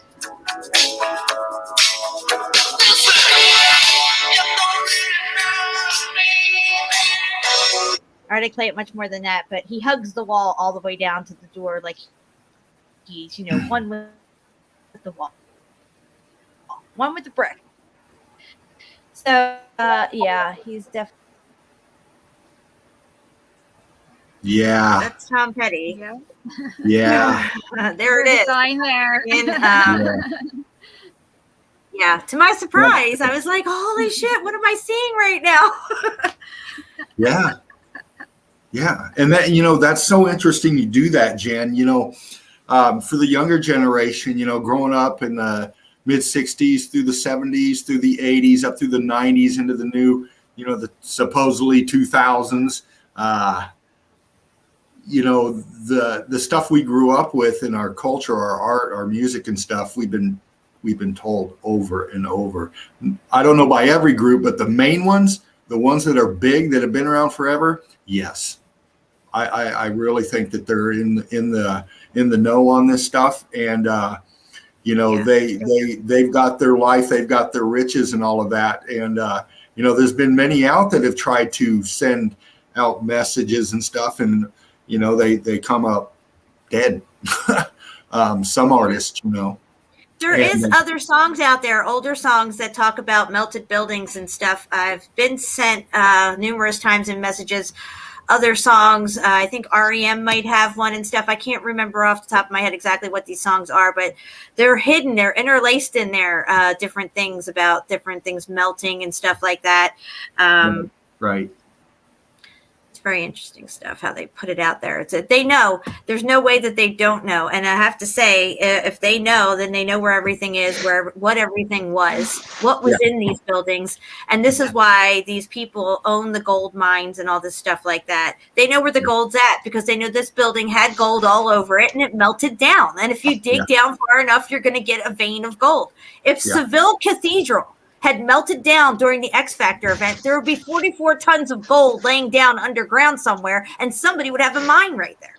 Yeah. There's 44 tons of pre-X Factor gold sitting in Seville Cathedral right now. You could pull up Seville Cathedral. They can't even fit in one photo the wall of gold that is in there. And his story will have you believe that the conquistadors went over to South America and raped and pillaged over there and brought back the gold to Spain and gilded their cathedral wall with it. Give me a fucking break. Yeah, exactly. And you know, a lot of the picture art from these groups, these people, show it. You know, it's just hidden in a way. It kind of like you see it, but you don't see it, and you move on to your next favorite song. Anybody who finds gold is finding pre-X Factor. It's melted gold. If you pull up a gold nugget, if you find gold, placer gold, whatever you call it, even a vein of gold, it is melted. It's melted into whatever it's on, that vein of gold. If you find a nugget in the ground, if you look up gold right now, natural state of gold or however it looks, it's going to always look melted because it was melted. Yeah, exactly. And that goes for copper and silver and all of it. Yeah. Yep. Oh, absolutely. You can find them all through rocks, and I mean, granted, some of them are natural, but it's just like it's definitely fascinating in how some things you can't deny, like I've seen even traveling through across, different states, some of the quote unquote mountains, obviously melted buildings they have like, it almost looks like veins of gold in them for sure. Mm-hmm. And it probably is, no doubt. I'm on the freeway, so I can't really, hop out but whizzing by, it's just, Yeah. And what's interesting, when they're looking for gold and stuff, I know that finding quartz is really important. They find a lot of veins along these quartz lines and all that. Melted red brick described as quartz, I should say. It's the mortar that turns to quartz. Yep. Yeah. It's mostly the mortar. And Tara, have you found out anything in your research? Do you do metallurgy? Have you researched anything in that as far as? When I was living in Cambridge, there were these chunks of buildings that had quartz, and then there's different spots where you could actually see the transition between the quartz and the rock. Mm-hmm. And it was you could tell it was the quartz because it was the same shape. Right. This is what I'm talking about. Up at Mount Cheeha, you can see the parallel perfect lines. It's quartz, but it was mortar. These are mortar lines everywhere up there. I have pictures of them. I'll bring them up in a little bit. And they're always the same space apart. Exactly. Just like you would see them paralleling on a brick wall, paralleling themselves and stuff. And that's what it is. Right. It's so amazing once you figure this stuff out. I know. And they've renamed everything. They've renamed it. Yeah. Right. Founded by, right? They always found it because they did find it. Mm-hmm. Yeah. For sure. Yeah, I'm going to get some other pictures ready to go here in just a moment for the next round of pictures. Okay. Tara or Young Love, you want to do any more evidence or? Yeah, I'll take a shot at it one more time here. I got just a few more great. pictures to show here. And then after her, right. Tara, if you got anything, you can jump in. And then if not, we got Jen. And, I can wrap it up with showing a little bit of what I put together. Sounds good. Okay. All right, here. Give me 2 seconds. For some reason, that file shut on me. Take your time, hon.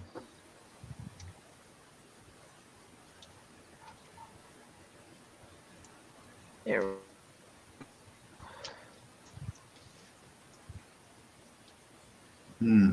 Okay. Nothing yet. Yeah, all this evidence is incredible that you guys have been showing tonight. Yes. Very incredible. Yours as well. All right, go. I'm bringing her up right now. Okay. Did you grab yet? Yes. Okay. Thank you guys. Yep. Here we go. Okay, hold on, Young Love. Right. Hey, Young Love, hold on real quick. I didn't see. Yes. I didn't share yet. Okay, So you might have to come back and share. that's fine. Okay.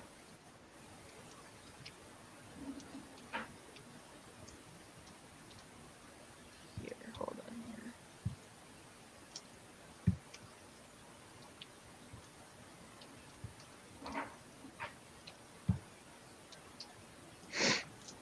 Don't forget to like, share, and subscribe. Our Melted Reality, Mark, boots on the ground, outstanding evidence every day. It's just Mark just drives down the road and sees something and pulls off and just brings the evidence. It's amazing. Joachim Tartarian Meltdown, his documentary is outstanding. He breaks it down for us and describes it in a way that only Joachim can in his way, and it's brilliant. James out there too, evidence every time. Davros, Valdez, of course. Everybody in the page, in the group is just bringing, I have a hard time focusing sometimes because I get stuck on all this evidence and time just starts slipping away on me, but it's brilliant work. Brilliant work. And of course, Melted Red Brick University, hit the PayPal link at the bottom. If you can, please show some love. It takes a bit to keep this stuff rolling and everything. So Spartan needs our help with that, and it's much appreciated. How we doing, Young Love? Alrighty, did you get that? Did you get that by chance? Not yet, darling. No? Alright. Not yet. Here Okay, we hold on. go. There you Let's are. try this. There you are. Hold on. All right. Boom, you're in. Here. Oh, baby. Oh, You're in. okay. What? Yeah, there you go.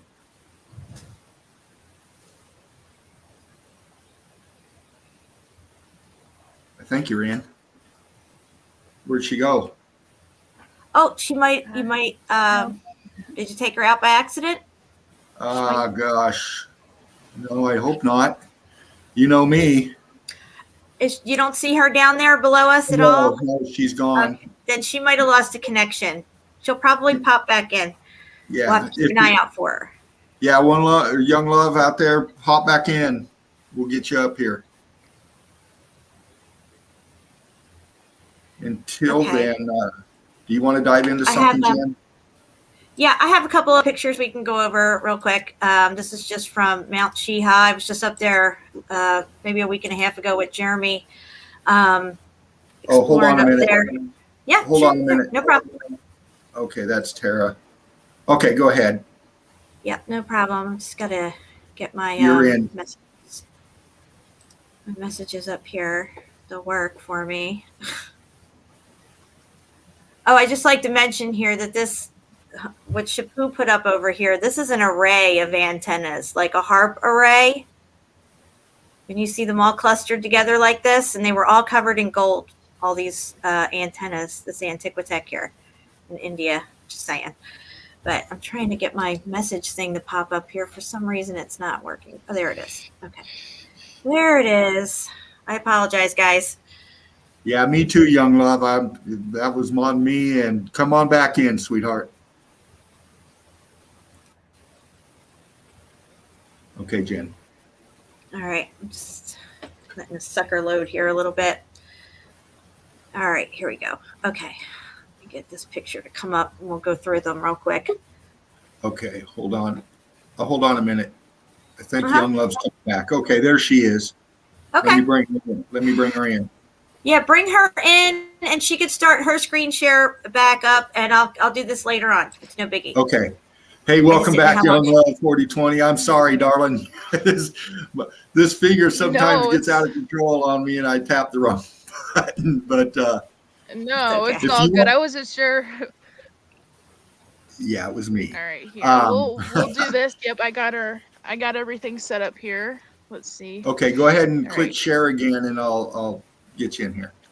All right. Jen, thank you so much for your patience on that. Mm-hmm. Oh, no. Thank you guys for having me on. It's greatly appreciated. Jen, thank you again. Everyone's so amazing in these chats and such. All right. Okay, darling, you're in. You're in. Right, so, all right, perfect. So my family and I, we went, we just recently moved, and we went to go do some, call it, and I ran into this little thing here. And for some reason, when I was going to email myself all these pictures, some of them wouldn't send to my email. So I went online to look for them, and I ended up running into several other things that's very fascinating here, and I cannot wait to show you guys. My computer's running a bit slow though, so I apologize. Oh, you're fine. Let it do its thing. There you go. Yes. So this was in Mayo, Michigan. It's a small town. His story on this was they built this, and it's just it's for Mary, I guess. I forgot exactly. So what they were saying, you told me, is that the story is on this is that they built it like this. It's not just this happened to it, or it's actually built like this, like a monument to Mother Mary. But it's clearly a muffed up, melted building. That they're saying that they built it like this, though. Right. And then since my pictures for some reason would not send to me, which I couldn't, even still up to tonight, I tried to send myself them. They wouldn't send. So I ended up going online and looking up trying to look up the one in Mayo, but I ended up finding out that there were some in other states as well. Little shrines to Mary, basically. And here are some in other ones. This one is in Indiana. Slowly but surely. But yeah, this stuff is fascinating. And it gets to this just grand mother building that I'm going to show you guys. And it's fascinating. And what my theory is they model all of these shrines right here off of Mary. This one, I don't think they built this one. This one was definitely there, and they just stuck these Mary statues in them. Or something. Can you zoom in on that at all? Yep. Yes. Yeah, you could tell the statues were at it later and stuff. Oh, absolutely, yes. You can, it's just right here. It's just super cooked out. No doubt about it. Absolutely. Oh, yeah, look at that. And slap a plaque on it. You said his earlier. Story. Yeah. Yep. Everything else. So that was the one in Indiana. Let's see here. There was one in Brussels as well. There was also one in Bronx, New York, and a couple of other places, I believe. But yeah, I found this fascinating. It took me about 10 minutes to find all of this, and when I found the one in France, which is the main one, I found it like I was just speechless when I found it. This is the one in Brussels. Oh, wow. And this is clearly, no doubt about it, super melted. Yeah, you can see the melt in there. Yeah, look at that. Absolutely.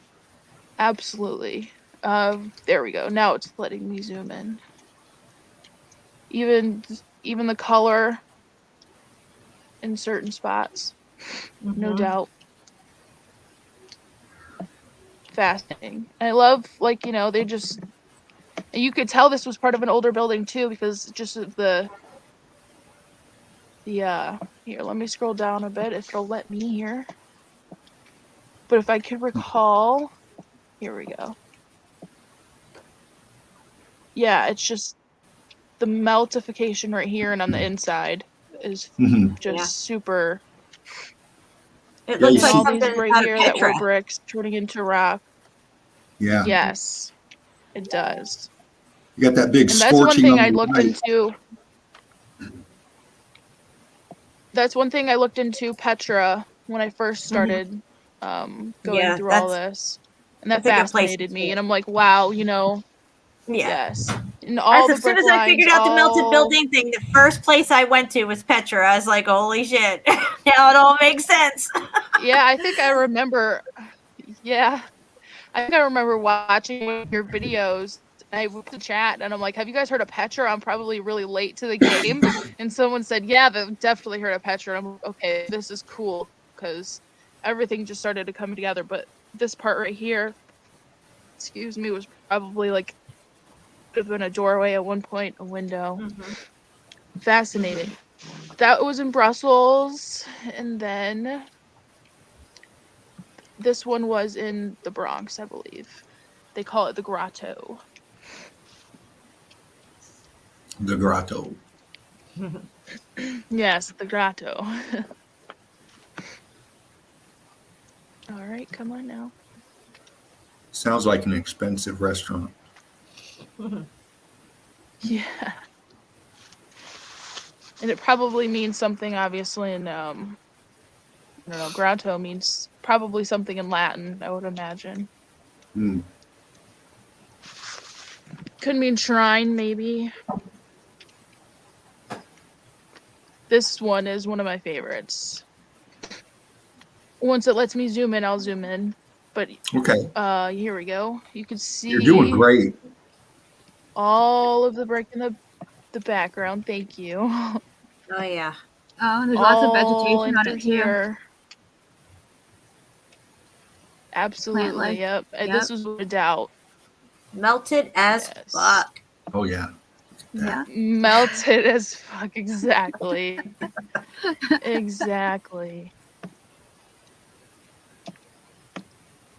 Wow. Yep.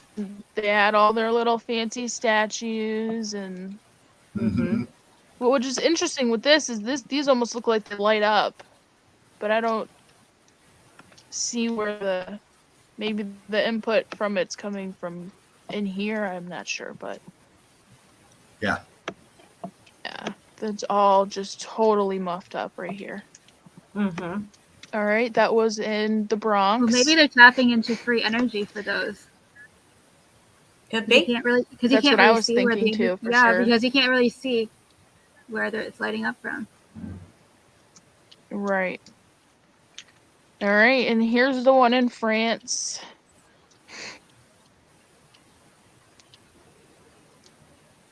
The building itself that this is at like the bottom corner of the building, but the building itself is like huge and it's beautiful. And I think that this is possibly what they all modeled them on, all of these structures that they found, and they model it on this building that I'm about to show you after these few pictures. This is the one in France. This is the one I believe that they model it on, excuse me. You know, of course, just placing stuff there to make it theirs. Yeah. All right, here, let me zoom in. Most of these people walking around in this picture have no idea what they're even staring at. Yeah. Okay, come on, zoom in for me, please. No, she's not zooming. Oh, there she is. Okay. That candelabra thing there is really cool looking. It is. Yeah. That Yeah, arch all is of just really this. something in the background. You can see the arch, and then you look down in it, Absolutely. and you got that. It looks like a double arch. You got that melt coming off. It's very, very nice Yep. pick. It looks like it goes back even further than that as well. Is that big scorching right above it? Yeah, that's very fascinating. Yeah, or is that an aperture? What I they got would a? say so, Oh, absolutely. they got a statue in there. That's what that is. Okay, but it does look scorching. Oh yeah, it's a statue of Mary. Yep, like a window. Yeah. Yeah, and it could have been like a ward way at one point for sure. Yeah. That's where they like to, put their little Mary statues. We know what it really is, though. Okay, and then here is the big building. Here is what I've been waiting to show you guys. Like I said, this is what they model all the rest on.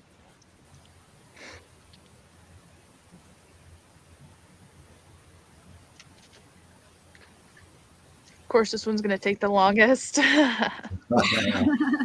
You're doing fine.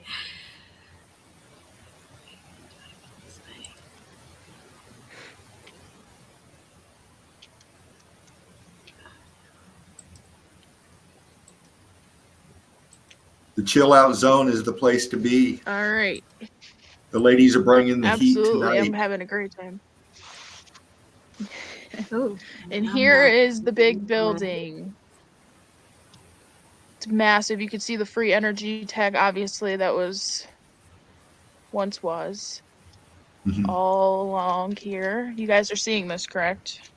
Yes. Yep. Okay, awesome. And it looks like it just totally got melted. Obviously to where the green is growing. Here we go. Let's zoom in here. Fascinating. You can tell it was made out of brick, no doubt. Wow, that is so cool. And then you go down. There's a little hidey hole here. Isn't it?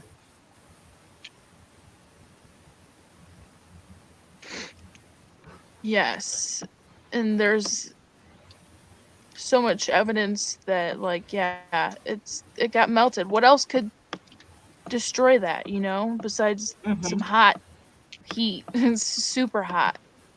Right. And even here you can tell. that. Yeah, I wonder how far in that goes. This is more There's proof, probably all like if kinds it was of complete. cave systems in there and stuff. Yeah, Mm-hmm. absolutely. And I thought that was pretty cool. You know, it's interesting that There's they would one have angle that to it, and then candelabra there's one outside, more. and the candles melt like wax, and they got the candelabra right there at the entranceway. Like is that like a little pun? Like, gee, you know, Yes. this thing melted like these candles go. I don't know. Tell you real sign it's melted. Exactly. Like, why else do they have that? And they have, yep. And how they make them into shrines, you know. And usually when you have shrines, you have a ton of candles in shrines. So Yeah. one more. Well, they got everybody here. going. They That'll got be everybody it. going every Sunday, and you know they just go into these places and they just follow the lead. Right. Exactly. Right. And this is my last picture of that. Really, this building actually stretches over, and there was a bridge going over like a waterway. This building is massive. Wow. Yeah. Yeah. This is really crazy. All the free energy at the top, obviously. Wow, look at that. And then, yep, it looks like it was melted all in through here. And there looks like a lot of people there. Looking at this picture now, wasn't even paying attention. Oh, that's tech. But Look yeah, at that this on one's the left. kind of a bit blurry, but you can tell that it. Look how little the people are. I know, right? Yeah. It's so funny. Yeah, how little the people are compared to this massive building. Yeah. I love this though. And you can see that there's something up here still, but it's slightly blurry though. Yeah, that's what they model all of those other ones that I found off of. I think was this massive melted, partially melted building. So. Wow, incredible! Look at the size of that thing. But yes. Yeah, it's huge. For sure. Wonderful. But thank you so much for letting me share. Oh, I've had a great time. Absolutely. Yeah. Thanks for sharing with us. Wonderful. And you too, Tara. You know, you two coming on like this is so, you know, it's refreshing. You know, we saw you in the chats. Your evidence, all your stuff is amazing. You know, Young Love with I saw you on Jen's stream when you were up in that area and you were looking at the evidence up there and stuff, and the way you were breaking it down, it was just great. And now here you are, you know, and you'll be back. You're addicted now, I can tell. You know? Oh, absolutely, yeah. Yeah, Absolutely. and Tara's been It's so fascinating. Yeah. Go ahead. Go ahead with your thoughts, hon. No, you go ahead with your thoughts. I get going. Tell me to shut the fuck up and let you talk. No, I want to hear you let go. What do you got to say, hon? Right. I just this stuff is everywhere.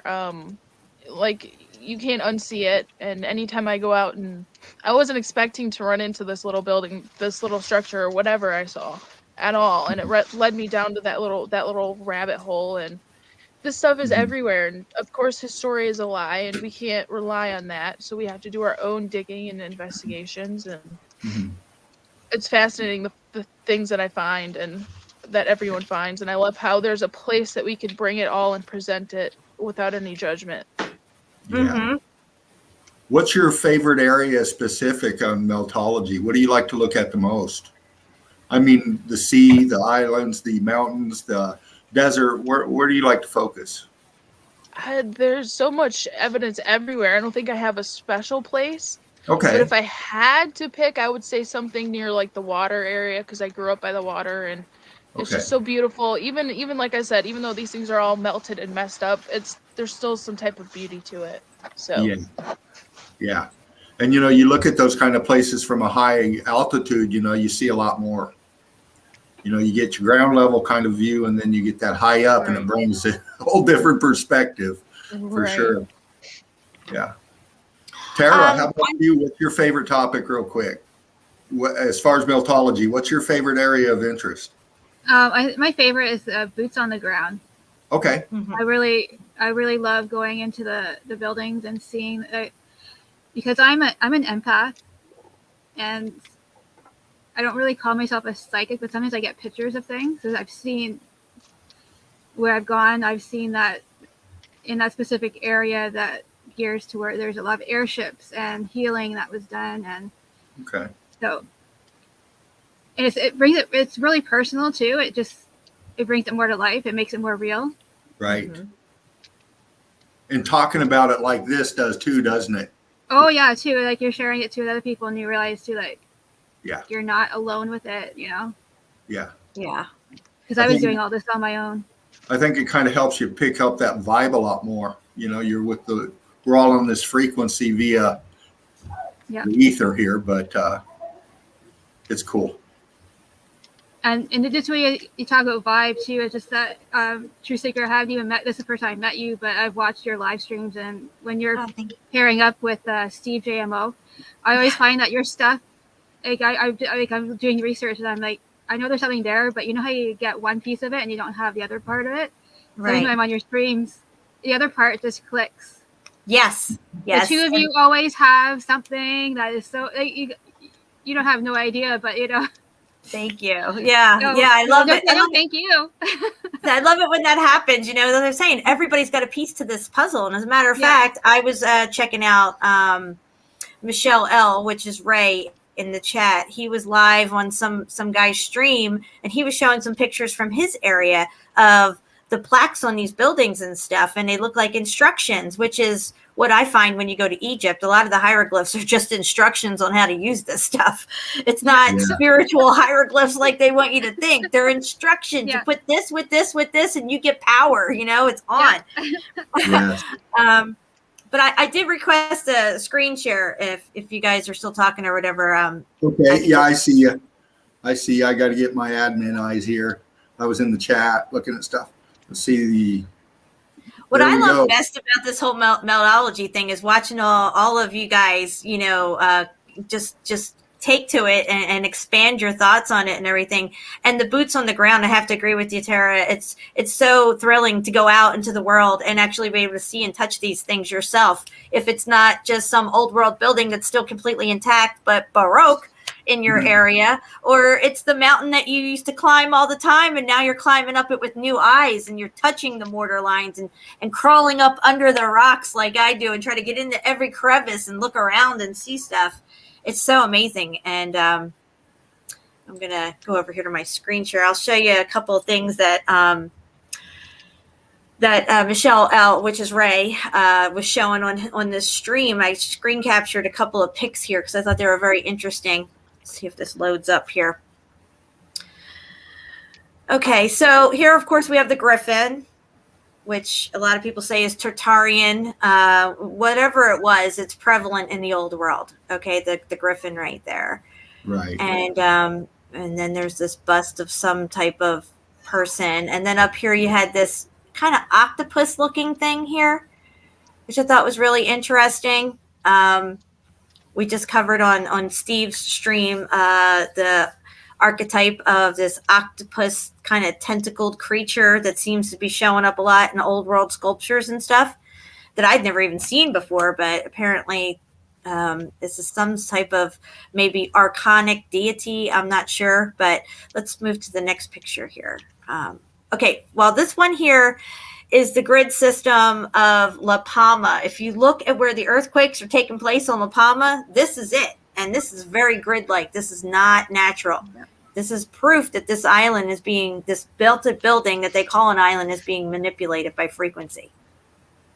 I'm gonna show you guys that real quick, but let me go this way in the pictures.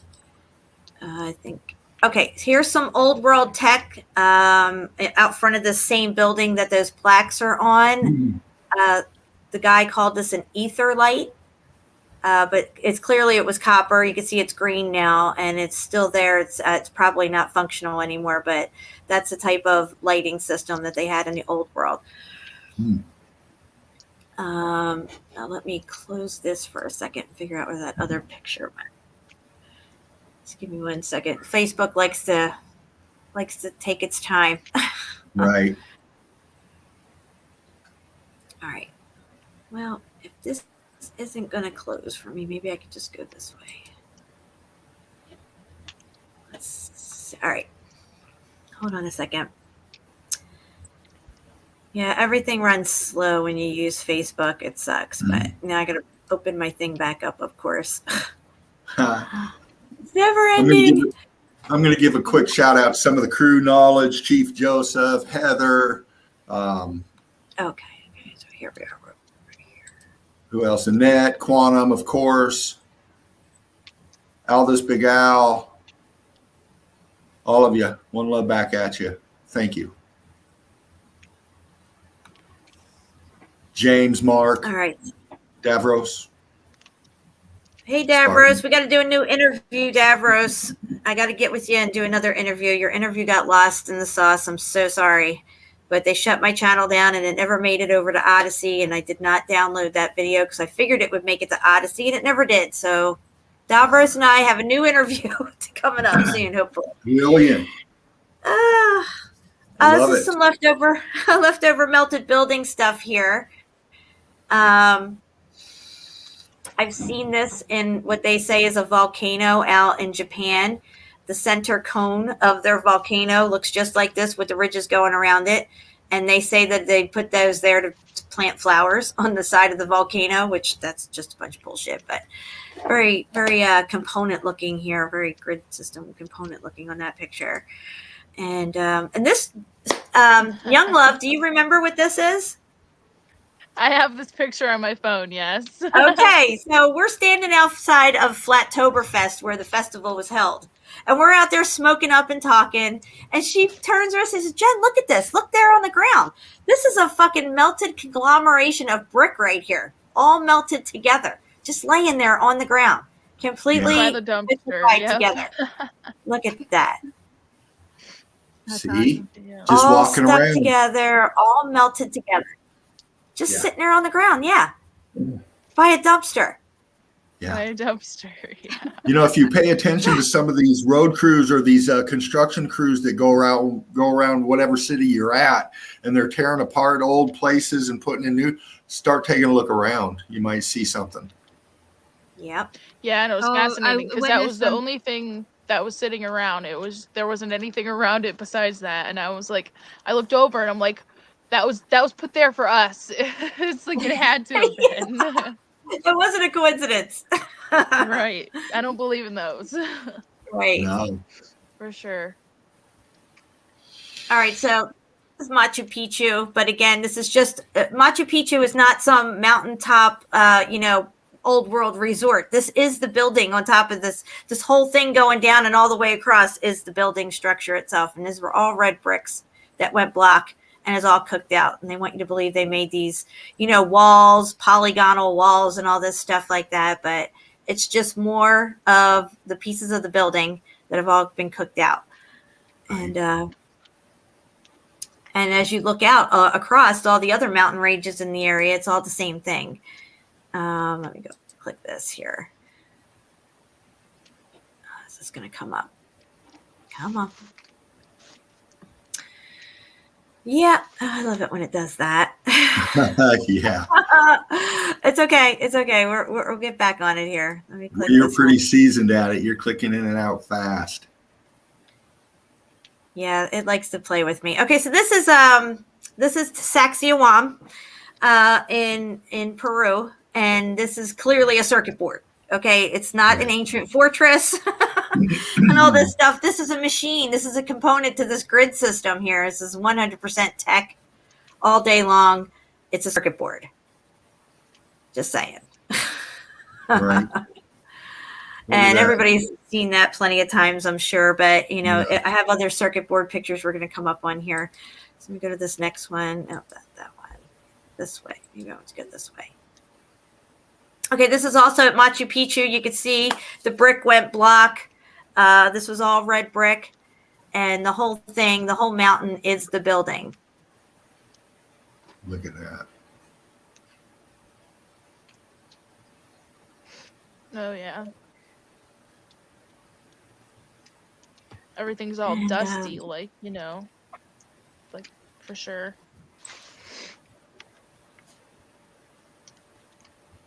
Okay, and here is a corroded circuit board, which looks very much like the ruins we see all over Egypt and Greece and Rome, with the columns. Very, you know, this is a circuit board, and everything else is very circuit board looking. Looks just like this when it's, you know, all X factored. That's one of my favorite pics right there. Get to this next one. Okay, again, this is just different areas that are gridded out that we utilize today. They still have us living with this grid system. And they still model their new stuff after the grid system. And let me go to the next one. This is an ancient site in, I think, Iraq. Don't quote me on that, though. But again, it looks just like the corroded circuit board that we just looked at, except this is ancient ruins in a desert. Boom, baby. Boom, bam, bam, boom, boom, boom, baby. Look at that. All right, here we go. This is Ramesseum in Egypt, and on the right you have a circuit board. So Ramesseum in Egypt here. These are not temples, tombs, and places of worship. These are components on the grid system that melted and fried. They're Baroque. Baroque, you're right. This is top down, looking straight down on Sacsayhuam. Clearly, this was not to store grain or anything like that. This is a functioning component on their grid system. And it's a super high tech, as far as I'm concerned, very high tech looking. And you can look inside circuit boards all day long and find these same looking components. Hey, Jen, can you go back and bump into something for me? Yeah, sure. Thank you, ma'am. Center pick. Bump to the right. Up in here? The dark area with those apertures on the side there. The right side of the pick. There you go. I just want to look at that, how scorched out that is, and what pattern we're looking at as far as the lines go. It looks like a lot of these are starting to go, I don't know, that's elevated. It looks like a vertical. I don't know, but I just like to look at the surrounding areas on these pics. It might give us a clue as something, you know. Mm-hmm. Yeah, there's probably a lot going on underneath this thing too, because it's up on a tiered effect. It's like tiered up to the center there. Yeah. Because you see elevation there. Yeah. Mm-hmm. Thank you. I mean, look at how perfect that is, guys. It's just like a circuit board. It's identical. Yeah. But no, they'll tell you it's an ancient ruins, and they, you know, whatever. So this is going up to Mount Chiha here. This is one of the first pictures I took. So this melted building of Mount Chiha is about 5 miles from my house, and it's just completely cooked out and covered in water lines. Let's look at what's above it right here first off. Let's just look at all this. This is completely cooked. All this, you can see a little red right here left over. But here on this piece here, you can see a straight line of what they call quartz. This is a mortar line running through here. Mm-hmm. Yep. And I would love to take Mark up to Mount Chiha with me one day. We go up there together and explore, because there's so much stuff to look at. It would take me a good 6 months to cover that whole mountain probably with stuff. Well, you know what, Jen, after all the cold weather and holidays and all that stuff, you know, this spring maybe, I'm just a short bus ride away from you guys. I'd love to come down on something like that. Yeah, that would be awesome. Yeah. So here we have more mortar lines embedded into the side of this mountain. You can start to see that the brick formation here has indented right here on itself. It's kind of caved in on itself. You can see the right angle mortar lines paralleling each other all the way down, just like mortar lines do. Again, they call them quartz. It's not quartz, perfectly straight lines. Wow, look at that. And then this one here is, okay, so I have to zoom in for you to see these mortar lines. It was way up from me and I couldn't get up there. So when I zoom in here into this cave thing that I really wanted to get to, but clearly there's too much debris in the way, you can see mortar lines running right through here, and then there's more down in here as well. You can really see the thick line right through here. Oh yeah. And of course, not to mention the whole side of this thing here is completely cooked out. You can see how bad it is. Yeah, look at that melt.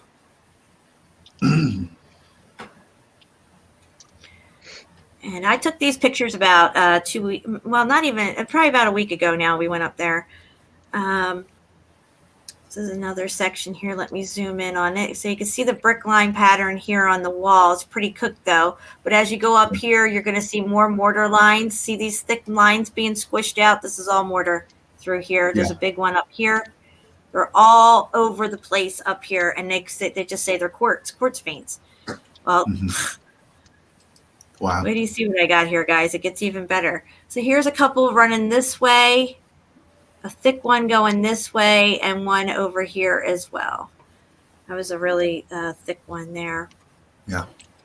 But it gets better. Whoops, hold on a second. Let's go to the next picture. Okay. Oh, I didn't mean to bring that up, so close this out. I knew that was going to pop. There it goes. Okay, my finger kind of got in the way on here, but you could see the brick line pattern and how it's getting those striations starting to go vertical right up in here. And still see the mortar lines. There's a thick one running right through here as well, right? This one right here. I have better ones than that one. All right, so this is a better picture of it on another angle. You can see the thick mortar line running all the way through it here, especially on this end. You can really see it. Mm-hmm. And then there's another one there below it. And I think this one's a double of that. Let's see here. Yeah, it's a double. Let me go to the next one. Okay, so we were walking along the part where the water was flowing, and I have to tell you about last spring, Jeremy and I were up here, and we tracked the water back to its source on Mount Chiha. And the source is a little hole in the ground that it's coming out of, literally. There's at the very top of the mountain, there is no water up there, but there's water coming out of the ground. And that's what all this little river that's flowing down.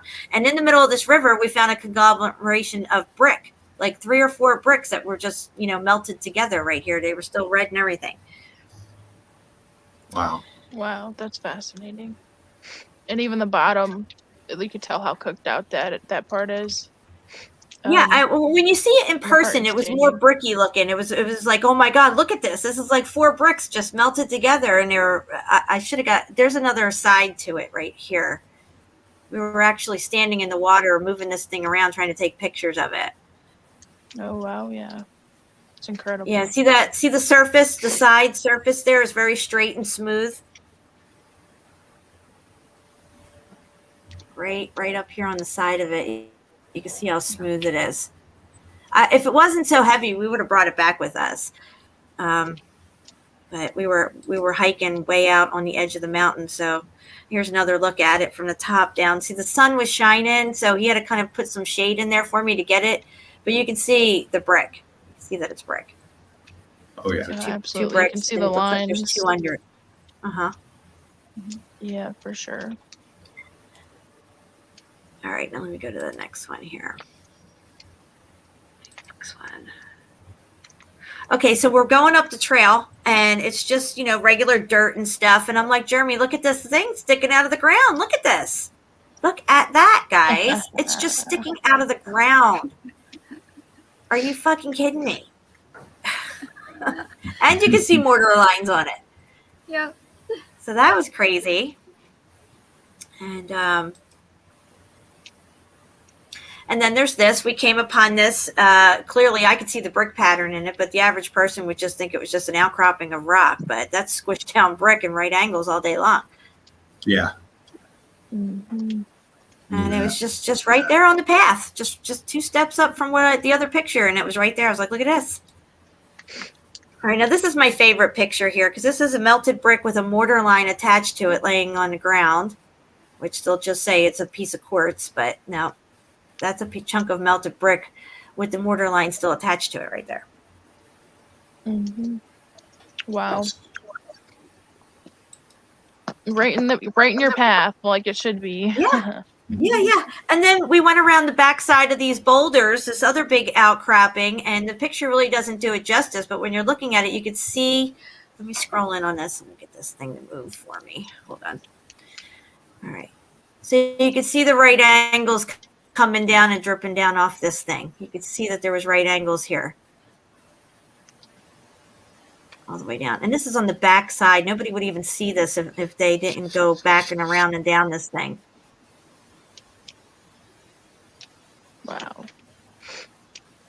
And then above it, it looks like it was going to rock curtain over, but it stopped.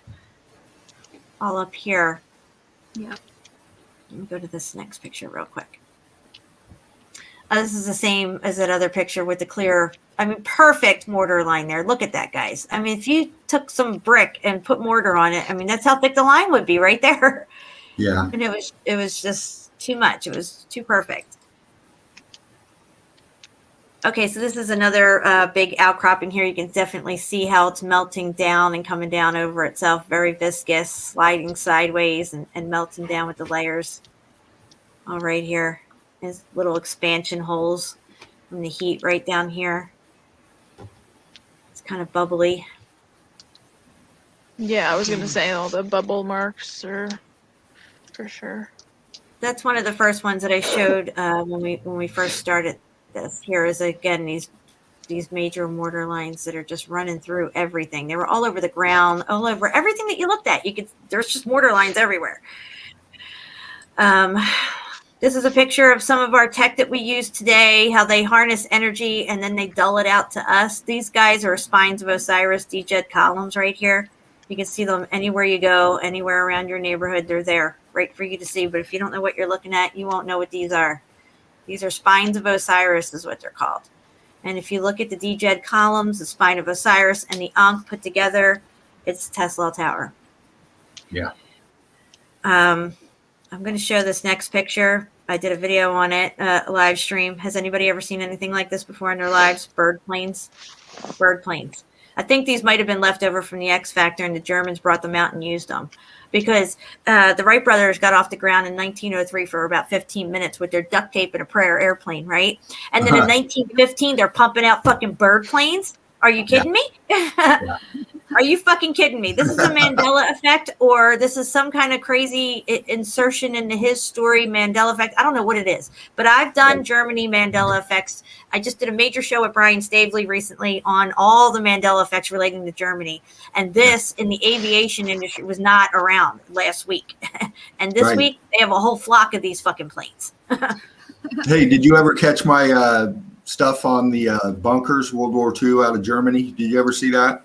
I did not. It sounds interesting though. Oh, it's all repurposed. All those bunkers and stuff are they're old world. They're meltology all day long. Okay, this right here is the same tech that you would see on top of the buildings of the pagodas or any of the cathedrals and stuff. See this tower right here? This this is the same stuff. They're using the same stuff today, guys, except they're charging us for it. Again, we have the same these rings that you see here, the spiny looking thing here. This is stacking plasma energy. Plasma's coming in through here and it's stacking, and then it's getting into these collectors and distributed out, and they charge us for it.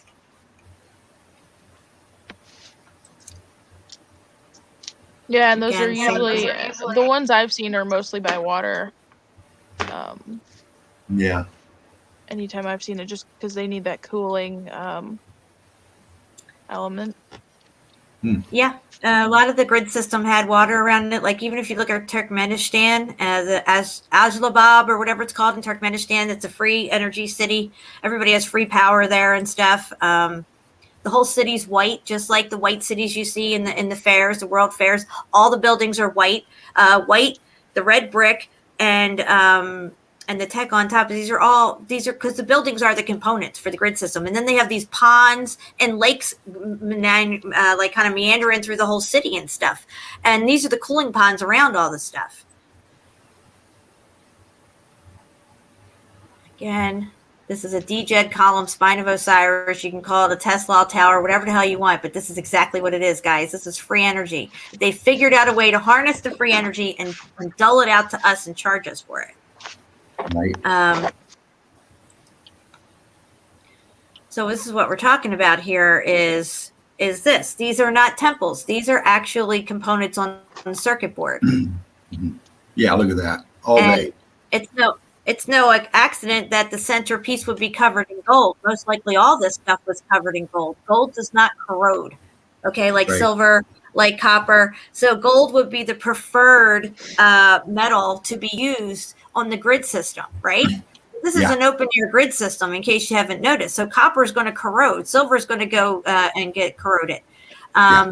And this was the golden age, guys. There was way more gold, things covered in gold, glistening in gold, than what we see today. They took a lot of the gold away. They took it down, and they put it in their coffers and declared themselves, masters of the universe here. Yeah, Hey, exactly. real quick, Spooky Black. Fervent Heat is my mask, what I go by. I don't have a channel. You'll find me on the Chill Out Zone with Spartan Red and the Eagle Eye Crew in the nest. So that answers that. Thank you for the question, though. Go ahead. Thank you, ladies. All right. I hate to cut it short with you guys. I really appreciate you for having me on, but I got animals and such to tend to. But I really, really appreciate this opportunity. And like I said, thank you, Jen, for having me. Oh, yeah. I love you, girl. I love all you guys. This was incredible. And I hope to join another time again. That would be awesome. Well, how about next week? Yeah, right. Okay. Yeah, just shoot me a link. I'm not working at the moment, so, and it's winter time up here, so everything's pretty quiet and chill. So right on. Absolutely. Well, this is our first night in the ladies' night, and I'll tell you what, you guys are awesome. Young Love 4020, darling, you're a diamond in the rough, darling. It's young ones like you that are just bringing the message out and running with it, and we need that. Thank you. Thanks for coming. I really Buffalo appreciate that, and absolutely. I hope to talk to you again, Tara. And Fervent Heat, what is your actual name again? My name is Dean. Yeah. Dean. Okay. Awesome. Yeah. Well, it was nice meeting you. Thank you, Jen. Tara, I will talk to you guys hopefully next. Yeah. We'll send you the link. And I'll hop on. Absolutely. All right. Talk to you guys soon. All right, hon. Bye. No love. Brilliant. Okay, so this is a circuit board of, but it looks like our cities. And here you have these components here, these round ones that are, these are like the Ferris wheels that you see in the cities. England has one. Turkmenistan, Islamabad has a giant Ferris wheel that looks just like this boxy circle thing here. It's actually all boxed in just like this as well. And then just give you an example of this is our world. This is our circuit board world that we live in here. Yeah. And it's just, this is an actual circuit board here, just to look at that. You can see different things on it that look very ancient site-ish, kind of like this here, like Sacsayhuam and stuff. Octagon looking thing here, other circle things. You have the Eye of the Sahara out there. Is that Atlantis? I don't know, but that was clearly some sort of a melted building, the Eye of the Sahara. Here's some pyramids in China on the grid system here. They try to hide these, but China is loaded with pyramids, and this particular one actually has a moat around it, cooling system around it. Yeah. Right there.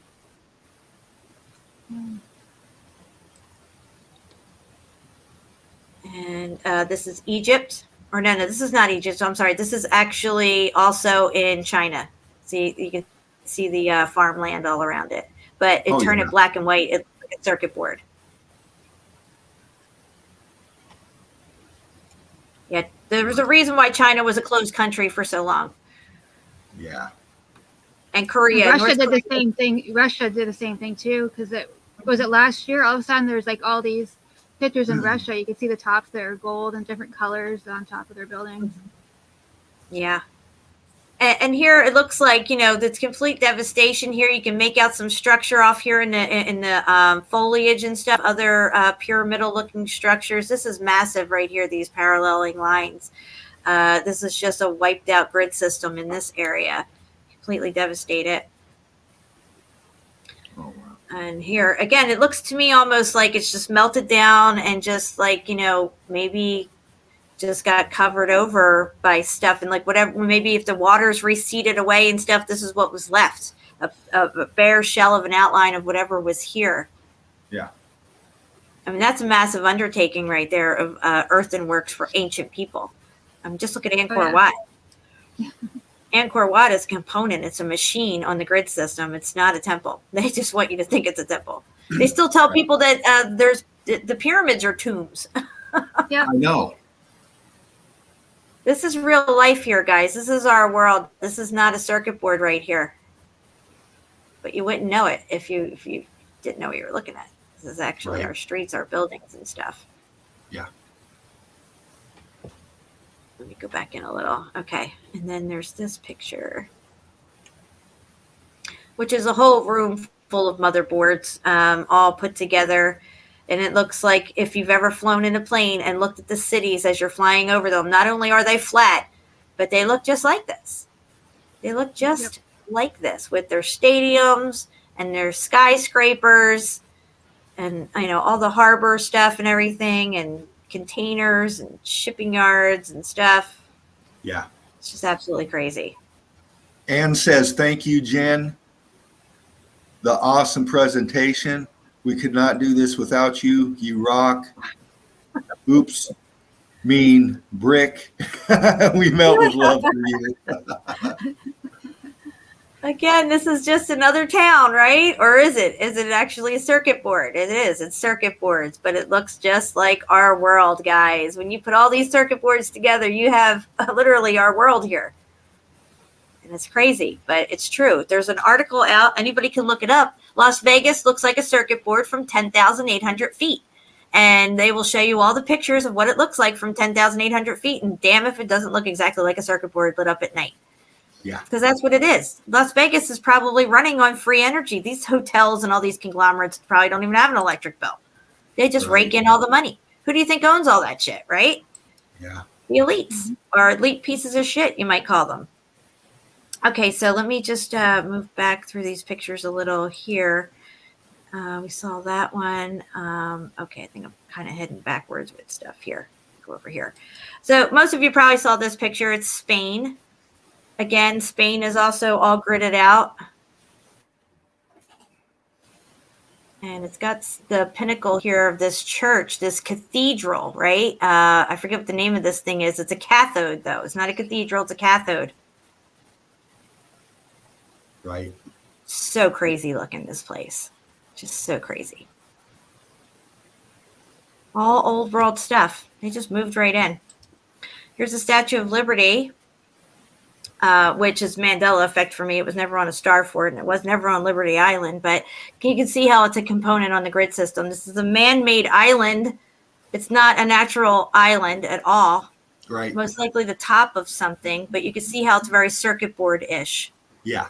Yep. And then you have this picture. So we're not looking at downtown New York and the World Trade Center with buildings 1, 2, 3, 4, 5, 6, and 7. No, this is a circuit board. But that's exactly what it looks like. You have the two twin towers, and you have every building that was in that complex that got demolished that day, right here on this circuit board. There Boom, you baby. go. Look at that. Not only that, but if you look over here, you can see what looks like art museums without the A-frames, but with the columns outside. Columns right here. What's this? A stadium? What's this? Met Square? What is this right here? You know what I'm saying? So all of it is right there. We utilize we're living in it right now, the grid system. It's all around us. Oh, yeah. Fascinating. Yep. This is, I'm not sure where or what this is. I just captured it off of the video, but This is pretty interesting looking too. I don't know what it is, but it seems to be like set up like some type of a grid system.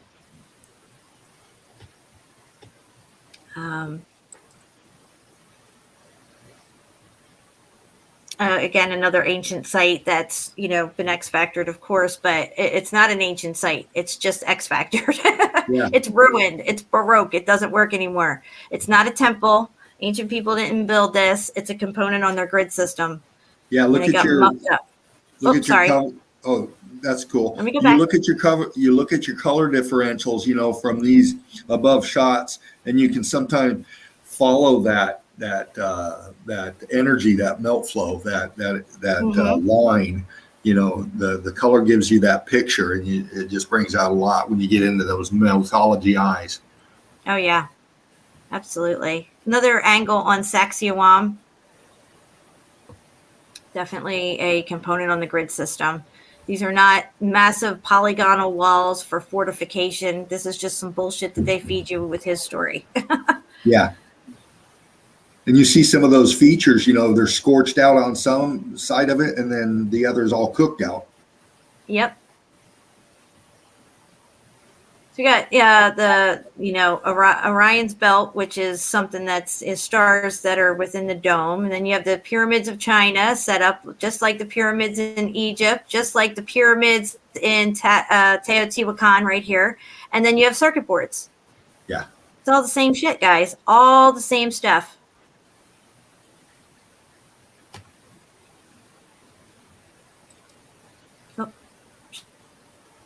I hate it when it does that. This thing keeps popping up down the bottom on me. Again, I clicked it. Sorry. Anyway, here's the next picture.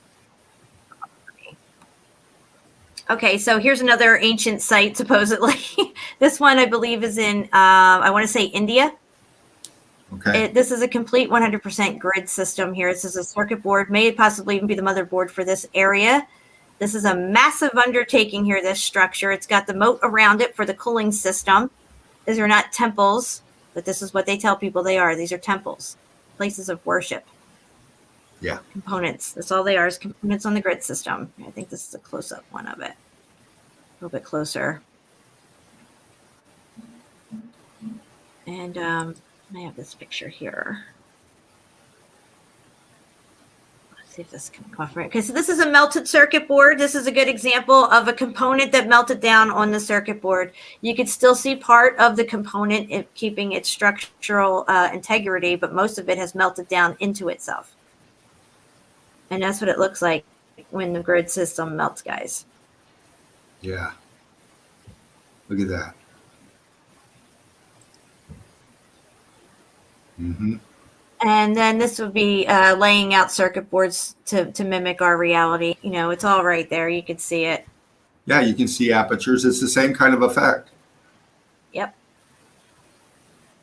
Even the Lines. islands, all the islands and stuff. Even if you look at all the islands around New York and everything like that, all the man-made shorelines and all the rivers and the canals and stuff, all this stuff's man-made. It was already here.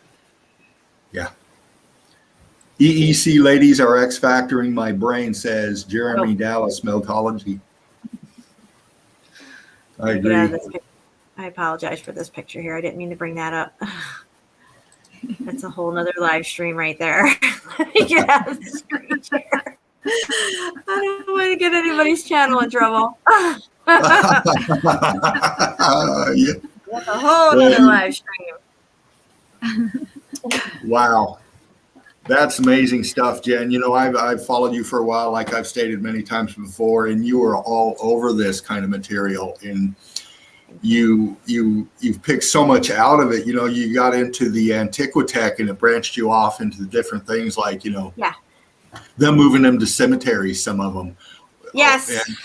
And doing different things like that, and it gives us another avenues to follow as to why. Yeah, it seems to be that's where Antiquitech goes to die, graveyards, and then they put headstones around and say people are buried there, and they bury people there. I'm sure they do, but what a lot of the things that you're seeing in graveyards are just leftovers from the old world. I think they had to remove a lot of stuff before they repopulated these areas, and they didn't, kind of like a car junkyard, well, we might need that for spare parts, let's put it over here. You know what I mean? Or if you look at the airplane graveyards and stuff. The Antiquitech was amazing when I came upon that through John Levy and all his stuff and these old world buildings, and even the mud flood itself. The mud flood wasn't a mud flood; it was part of the X Factor event. It's all a part of it. The cooling event, when these buildings are melting down and flowing out, they're covering over other things and stuff. You throw water into the mix. I know in my fire pit, if it rains after I have a fire, there's some thick mud in there. Okay, you know what I'm saying? So I think there's a lot going on with this whole event that took place that we're still trying to wrap our minds around. And people get hung up on words and terms and stuff. This is a whole new field of research, and we're coming up with new terms to try to even describe what it is that we're seeing here. You want to say it's a building ash flood or it's a mud flood. If there was water that cooled down the system afterwards and things were messy and nasty everywhere, and that got mixed in with whatever water may have cooled down this place, and then it all spreads out and reseeds out and stuff, it's going to leave things buried. Things that may have been in perfect condition and didn't really even get muffed up from the X Factor event, that are just completely covered over now. Yeah, I agree. Tara, do you find anything that deserves interest in those areas like the Antiquitech?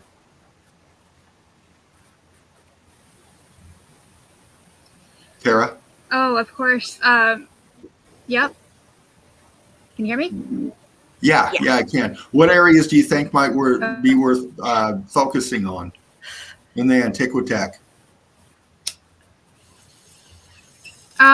The buildings that they call churches, I think, are interesting with where they bring everybody together for their energy. And even like the pipe organs too. They even said the pipe organs were some sort of healing mechanism. There were some people that had the pipe organs going all day long in their palace back in the olden days. They say it was supposed to be healing for people with the energy. Right. Yeah. I don't even think it was even for healing. There was a natural state of being. I mean, I'm not saying you're wrong. I could be wrong. Okay. But I'm just saying, like in the golden age, it was most likely a natural state of being, a well-being that you were in. And this etheric symphony that was taking place everywhere. You know what I mean? It was just like a feel-good thing all day long. You know what I mean? It would probably be to them. They're probably thinking about us. Like, I can't believe you listen to this crazy noise all day long. Like what we call music and stuff that. Or the noise and the traffic of everything around us. This white noise that's, all around us. This noisome noise. So I would, and a lot of people say when near-death experiences that when they die, they hear a symphony type of music. Do you think with the choirs and stuff that they have, they got some pretty big choirs. I mean, they reach all kinds of levels of tones and frequencies. Do you think that they were trying to mimic or match any kind of frequency, maybe from these pipe organs or anything they were receiving coming together? I mean, maybe because we've been so led astray in singing, so our voice maybe even. We may even be able to connect and do some sort of energy. I think in the golden age, kind of like, because you see symbols everywhere. When you look at the old world, you'll see symbols, these flower symbols.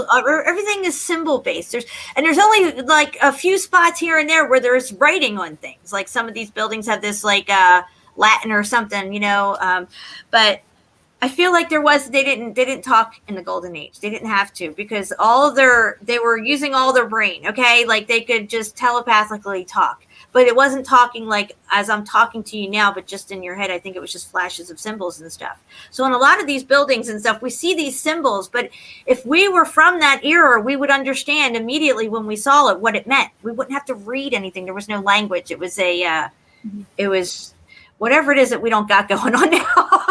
Like a psychic communication. Yeah, there was no lying. You couldn't lie to somebody who can read your mind. You can't lie. You see what I'm saying? It was a golden age where we were at 100% functionality within our own beings. And now I could be completely wrong, and maybe they did talk to each other. But, now we use cell phones to call each other. This is a wireless thing. It's a black scrying mirror, but we would have been able to just instantly think of Dean, fervent heat, and I would communicate with you. You know what I mean? And we would have a type of conversation. Or I could astro travel right to where you are, and I'd still be here in my body, but my spirit would be there, and you could talk to me face to face. Even I wouldn't have to have this little Skype meeting or whatever. You know what I'm saying? Yeah. Yep. Yeah. Yep. Yeah. That's the way I kind of feel about it. I could be wrong. Right. As a sensitive empath, Tara, do you feel things like that coming from people often, intermittently, all the time? I mean, describe maybe what you're picking up on that frequency you're at. Well, the only thing I can describe it to is like you can feel the emotions of the other person. So when you can feel that, you can generally, what the person's going to do. So it's not even being like a psychic. You're just tuning into that person's frequency. Mm-hmm. And so Can you're you able pick up on a negative or a positive quick or? Yeah.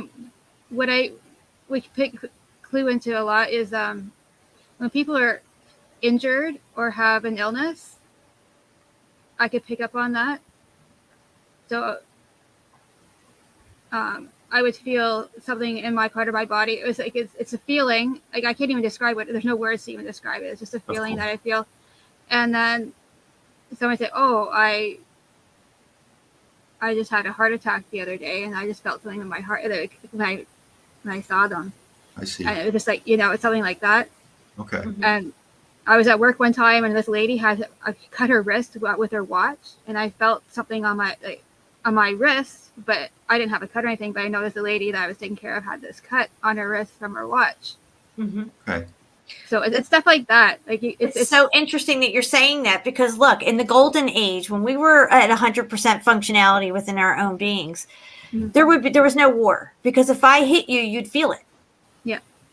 I can't lie to you because you can read my mind. You see what I'm saying? There was a whole nother way that things were that we can't even really comprehend. We can try to imagine it, but if I tuned into you, Tara, and I was like thinking to myself, okay, I'm going to talk to Tara. I got to ask her a question. As soon as you would tune back into me, tuning into you, you would instantly know that something was wrong with me if there was something bothering me. And I would know that about you as well. You're just more online with your sensitivity to all of this. And there is a lot of people that seem to be coming back into this reality with more senses like that online. I don't think we just have 5 senses. I think we have 365 senses. Maybe we have even more than that, but they're not online working correctly. We've been stunted. Yeah. No, it's all muffed up. It's all muffed up. You said Got it, that right, girl. Wow. Brilliant stuff. Incredible tonight. I mean, Jen, what you just brought is always just launches my mind anyway, into that other avenue of meltology, with the frequencies and the antiquitech. It all ties together like you described many times, like Spartan's described many times. And it's just fascinating. And we brought it all tonight here, y'all ladies broke it down. Was there anything else you guys wanted to share, Tara? Actually, I could share a little bit from my channel of boots on the ground stuff.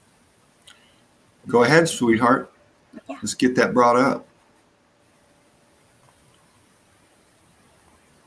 Make sure I move this over and get you to where I can do that.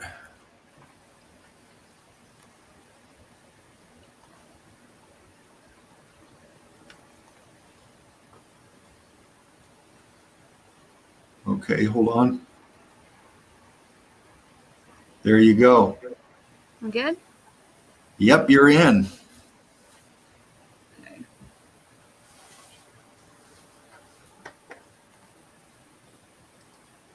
So this is one of my first videos that I've done here. So this here, it looks like it's a stone wall, but you can clearly see that there's some red brick still peeking out here. This whole wall, it was originally red brick. So this is the rock curtain. And there's a little bit of red up there. And this is along the Grand River in Cambridge, Ontario, in Canada.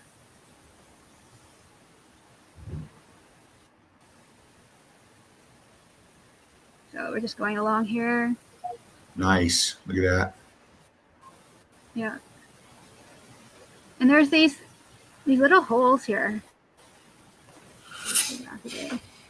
Hey guys, my husband got done early tonight. He just called me and I got to go pick him up. Okay, Jen. Okay. So I just want to say thank you, Spartan Red. Thank you, Fervent Heat. Tara is awesome doing a show with you. Young Love, if you're still listening, I love you. And let it not be said that we stood by and did nothing. I'm out of here, guys. I love you. We love you, Jen. Thank you. I'll talk to you soon. Thank you. Bye-bye. Bye, hon. Tara, it's you and me wrapping up the show, sweetheart. Okay. So there's these little holes, and they go down all the way across this wall. And I'm not sure what they do, but they seem to be spaced out pretty evenly. And then we see a little bit more of the red brick down there. Yeah. There's a clearer picture of one of the.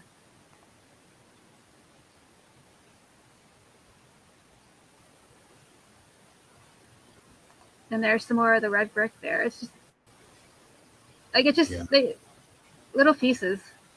Yeah. And you find that a lot in these kind of evidence you're showing. You'll see all the muffed up stuff, and then all of a sudden you get that chunk or that corner or that whole red brick right there. Yeah. And I almost thought there was nothing here on this wall, and then all of a sudden I came down, like just at the end in the corner where nobody goes, behind a restaurant. So there's a close up of that.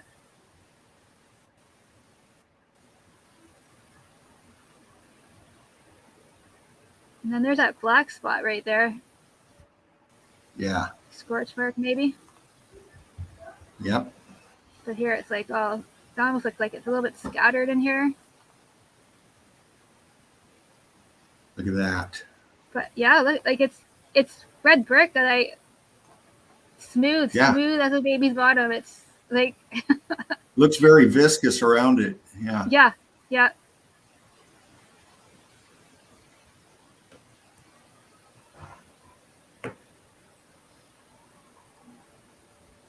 And there's some more of that brick. Yeah, look at that. Yep.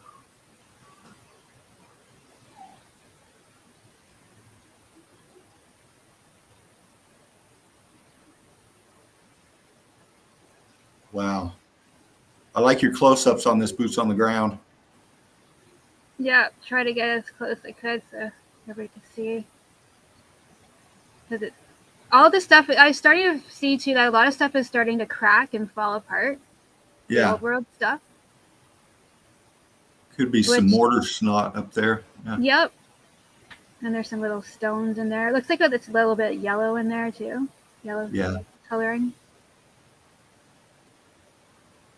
But yeah, that's one theory I have too for the earthquake is some of the buildings underneath us are starting to break apart. Yeah. So that could attribute to some earthquakes, right? Chief says, please put your channel link up for others. Oh, yeah, of course. I should be able to do that too, but Tara's a lot more techie than I am at the moment.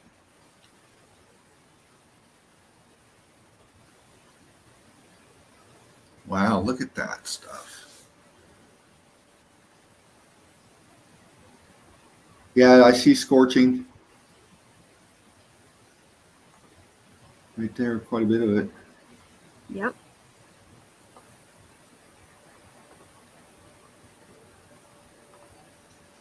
You're welcome, Chief.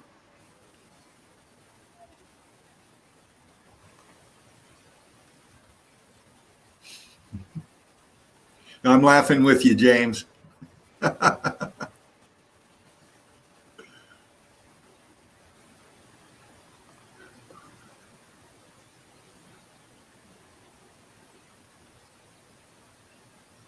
Very nice. And you see a lot of scorching at the top. The top seem to have a lot of scorching up top there. You can see it runs down. Like I don't know what these were here. Like they kind of separated a bit. Are they grooved like an indented? Yeah, they're grooved. Okay. I've seen And that before too. And they're perfectly, like, they're mathematically spaced too and everything. So it's, Yeah, they're all vertical, spaced out. Yep. Yep. Like, it's just amazing too how everything is just mathematically perfect, and Yeah. absolutely nothing like we have today. Right.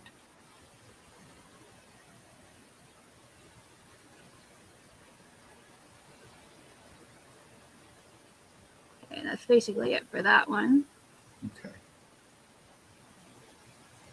How many do you got, Tara? I was going to show one more. Okay, hon. Yeah, you're loaded up with evidence there. Oh yeah, I got it. Yeah. Let's see this one. So this is another wall. It was on the other side of the Grand River from where I just shot the other video from. Okay. And So there's a they're little close path by there. each other. Yeah, so if you go to the left side of the video, it's just across the water the other way. Okay. And this, Thank you, knowledge. these dates here are the dates, I guess, on what the past floods they've had, floods in the city. Yeah. So 1932, a flood line. But this wall is really interesting too. It is. The same as the other side here. Do you see any melt on those stairs? No, I didn't. I think I couldn't tell if we had put those stairs in at that particular spot or not. But yeah. Okay. But this was burnt right in. You could tell, like, we can see the burn mark. This is like burnt right in. Oh, Like, yeah. look how, because we obviously did this. Yeah. You could just tell.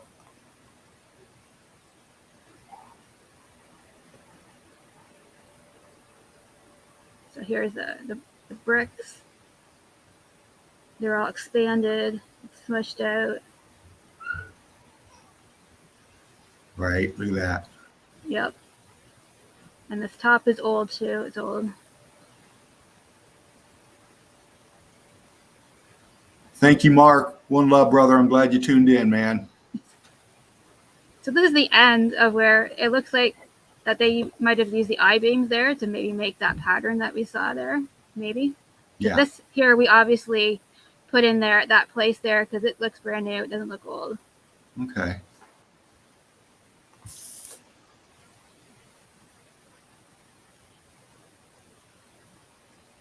Because it looks like it was just placed right in there. It's Right. But this wall actually goes across the street. Okay. There's a space in between. And it's all scorched on there. Yeah. Heat differentials. Yeah. So this line here, this is where the wall would have gone across the street. Okay. Over there.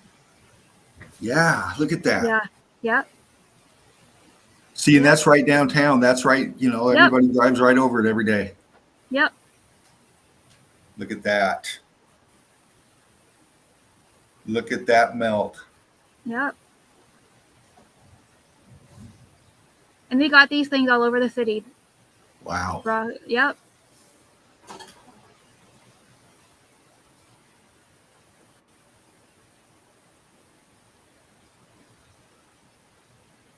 Incredible.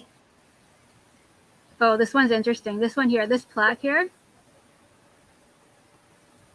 Yeah. Can't read the bottom. It says peace and prosperity. Okay. And then there's a deer and a lion here. And then the top looks bricky to me. And then the maple leaf, because they're in Canada here. Right. And then this braided line, there's a bunch of these braided lines just all over the place on some of the buildings here. James says, Tara, great boots on the ground. Thank you. But this too, I didn't realize until after I'd seen this, probably a couple months later, I seen this at night. And you could see the crystal in this, because with the sunlight, it's hard to see it, but it just lit right up like Christmas tree at night with all the crystal. Okay. Crystal all through this. And then if you look here where the bricky parts is, that part is rough. and then this braided part is like smooth. So it did like an alternation between rough and smooth material, which I found interesting. Like all through this, it was just very interesting here. And this plaque is on each end of this bridge. Okay. Same plaque, same picture? Same, exactly the same, except for there's another one that I've showed. Okay, fast forward. Going across the bridge here. Mm-hmm. This is actually starting to fall apart now, this bridge, but there's a little difference on this one at the end. Just fast forward a bit.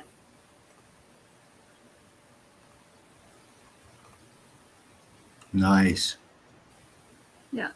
One of the old bridges. Yeah.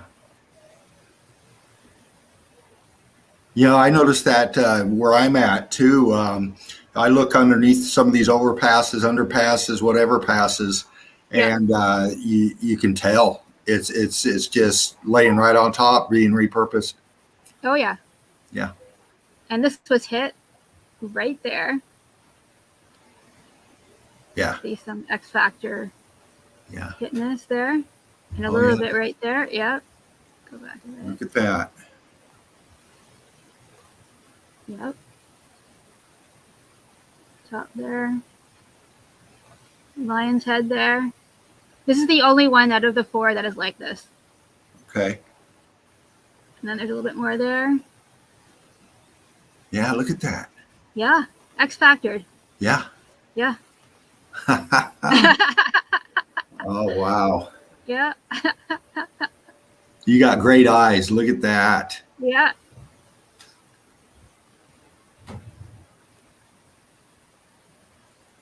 Yeah, I love this plaque. Like when I first saw it, I didn't even know what to think of it because I had noticed it when I was first doing the footage, and then after a bit, you get to know the information, so you're able to see more. Yeah. Fire evidence. Okay. It's just amazing how right there it is for us, Yeah. Taking a different look at what we're living in for sure. Awesome stuff, Tara. Thank you so much. I loved it. The chat's been on fire for you. I've been trying to post some stuff, but I'm trying to focus on what you're showing too. It's great. It's great. But it looks like, we had Jen in the house. We had Young Love 4020 in the nest as well, and many others in the chat. We were loaded in the house in the chat tonight, and there's a lot of love out there for Ladies' Night. This is going to be a consistent thing, I hope. That's what we're trying to bring is you ladies enter in the nest every week and getting to lay it out. And, it's wonderful feeling to see this, in the stream going on. And it just brings everybody so much closer together. Brilliant minds of both sexes, and we need to do that, harness all that think tank energy, you might say. We've got some big brains in the nest, and welcome everybody to come and link in and show your evidence and meet everybody. And this is how we do it. This is how we grow. Yeah. This is how we get the word out. This is how we change things. Well, everybody also has a piece. Yeah. And I've noticed that because there's been a lot of YouTube channels that I've learned and researched to putting things together. Yeah. Yeah. It comes together. Yeah. And this is so huge that there's no way that one person can put it all together themselves. We need to have everybody together. Oh yeah, it's got to be a collective mind process here. There's no one that knows it all, and we obviously know that, and that's why we're here doing what we do, But we're going on 8:40 now. We've been over 3 hours, and I'm really just overwhelmed with love, success, and joy. I really am. You really helped bring it for me tonight in my debut, you might say. And you're closing it out too with me. And thank you so much, Tara. Thank you so much. Thank you. You're welcome. Is there anything you'd like to say before we go tonight? I know you've said a little bit, but Finish it up for us. Okay. Well, what I recommend to do is if you haven't done any boots on the ground work, I suggest you do that, because I really felt that when I did looking around in town and seeing what was there, it really brought it to life. So it's still good to look at the pictures on Google, because there's still tons of stuff you can find on Google Maps, and you can different pictures and different things from all over the place, and different travel sites, people that go on vacation, they have no idea what they captured, and they get some really good stuff on some of those. Yeah. You know, Jen brought that up. Actually, watching some of these vids or streams that people put out on their vacations, like you were saying, and wherever, and you can really get some good stuff. Well, there was one video I seen there, I think they're called the Proper People. They go and they explore different places. They're exploring a gilded mansion, and they were in the basement, and they found this what looked like a pool to them, but it was, they saw, for a place like this a small pool, and then the windows were black. They're painted black. So to me, it wasn't really a pool. It was probably more of like a ritualistic kind of a deal there going on. Yeah. Okay. And then also they had no idea. Right. They just thought it was a pool. Yeah. Yeah. And then the breaker box in the basement was made out of porcelain. Really? Yeah. Okay. Interesting. I know. Like, nobody does that. Yeah. Strange. Dig deeper into that. I know. Yeah. But it's things like that. Like, people have no idea what they've captured, and they've got gold on their videos. Yeah. Yeah. They don't know what they're seeing, of course. But that's where we come in. We come in and we can explain it. We can share it with everybody, and if anybody that can do this can jump on board and help us out. Yeah, just apply yourself, right, Tara? Yep. Yeah. Well, with you saying that, I'm just going to go ahead and drop the mic for you ladies. There's nothing else I can do tonight. You guys have done it all. It's been hot tonight, and thank you, Eagle Eye Crew, Tara, Young Love 4020, Jen, Spartan. Our Melted Reality Mark, please like, share, and subscribe. Tartarian Meltdown, Yoakum. His documentaries must watch. Answer the question, or you're not coming in. Yep. Melted Red Brick University PayPal. Please donate if you can. Love you very much for doing that. And like, share, subscribe to Domestic Truth Seeker, Jen. Ma'am, it was an honor for me tonight to be in here with you doing what I'm doing. I just going too much, I'll tear up, and I can't do that.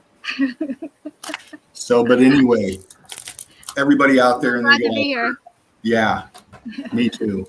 Everybody in the chat, I tried to pop up your stuff as much as I could.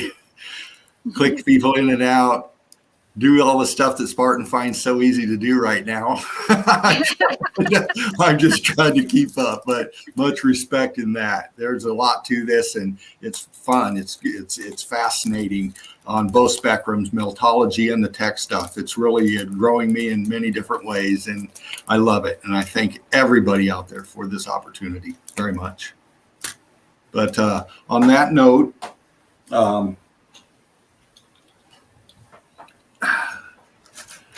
one love, everybody. Tara, thank you again. Thank you. All right. Guys, have a good night. Love you guys.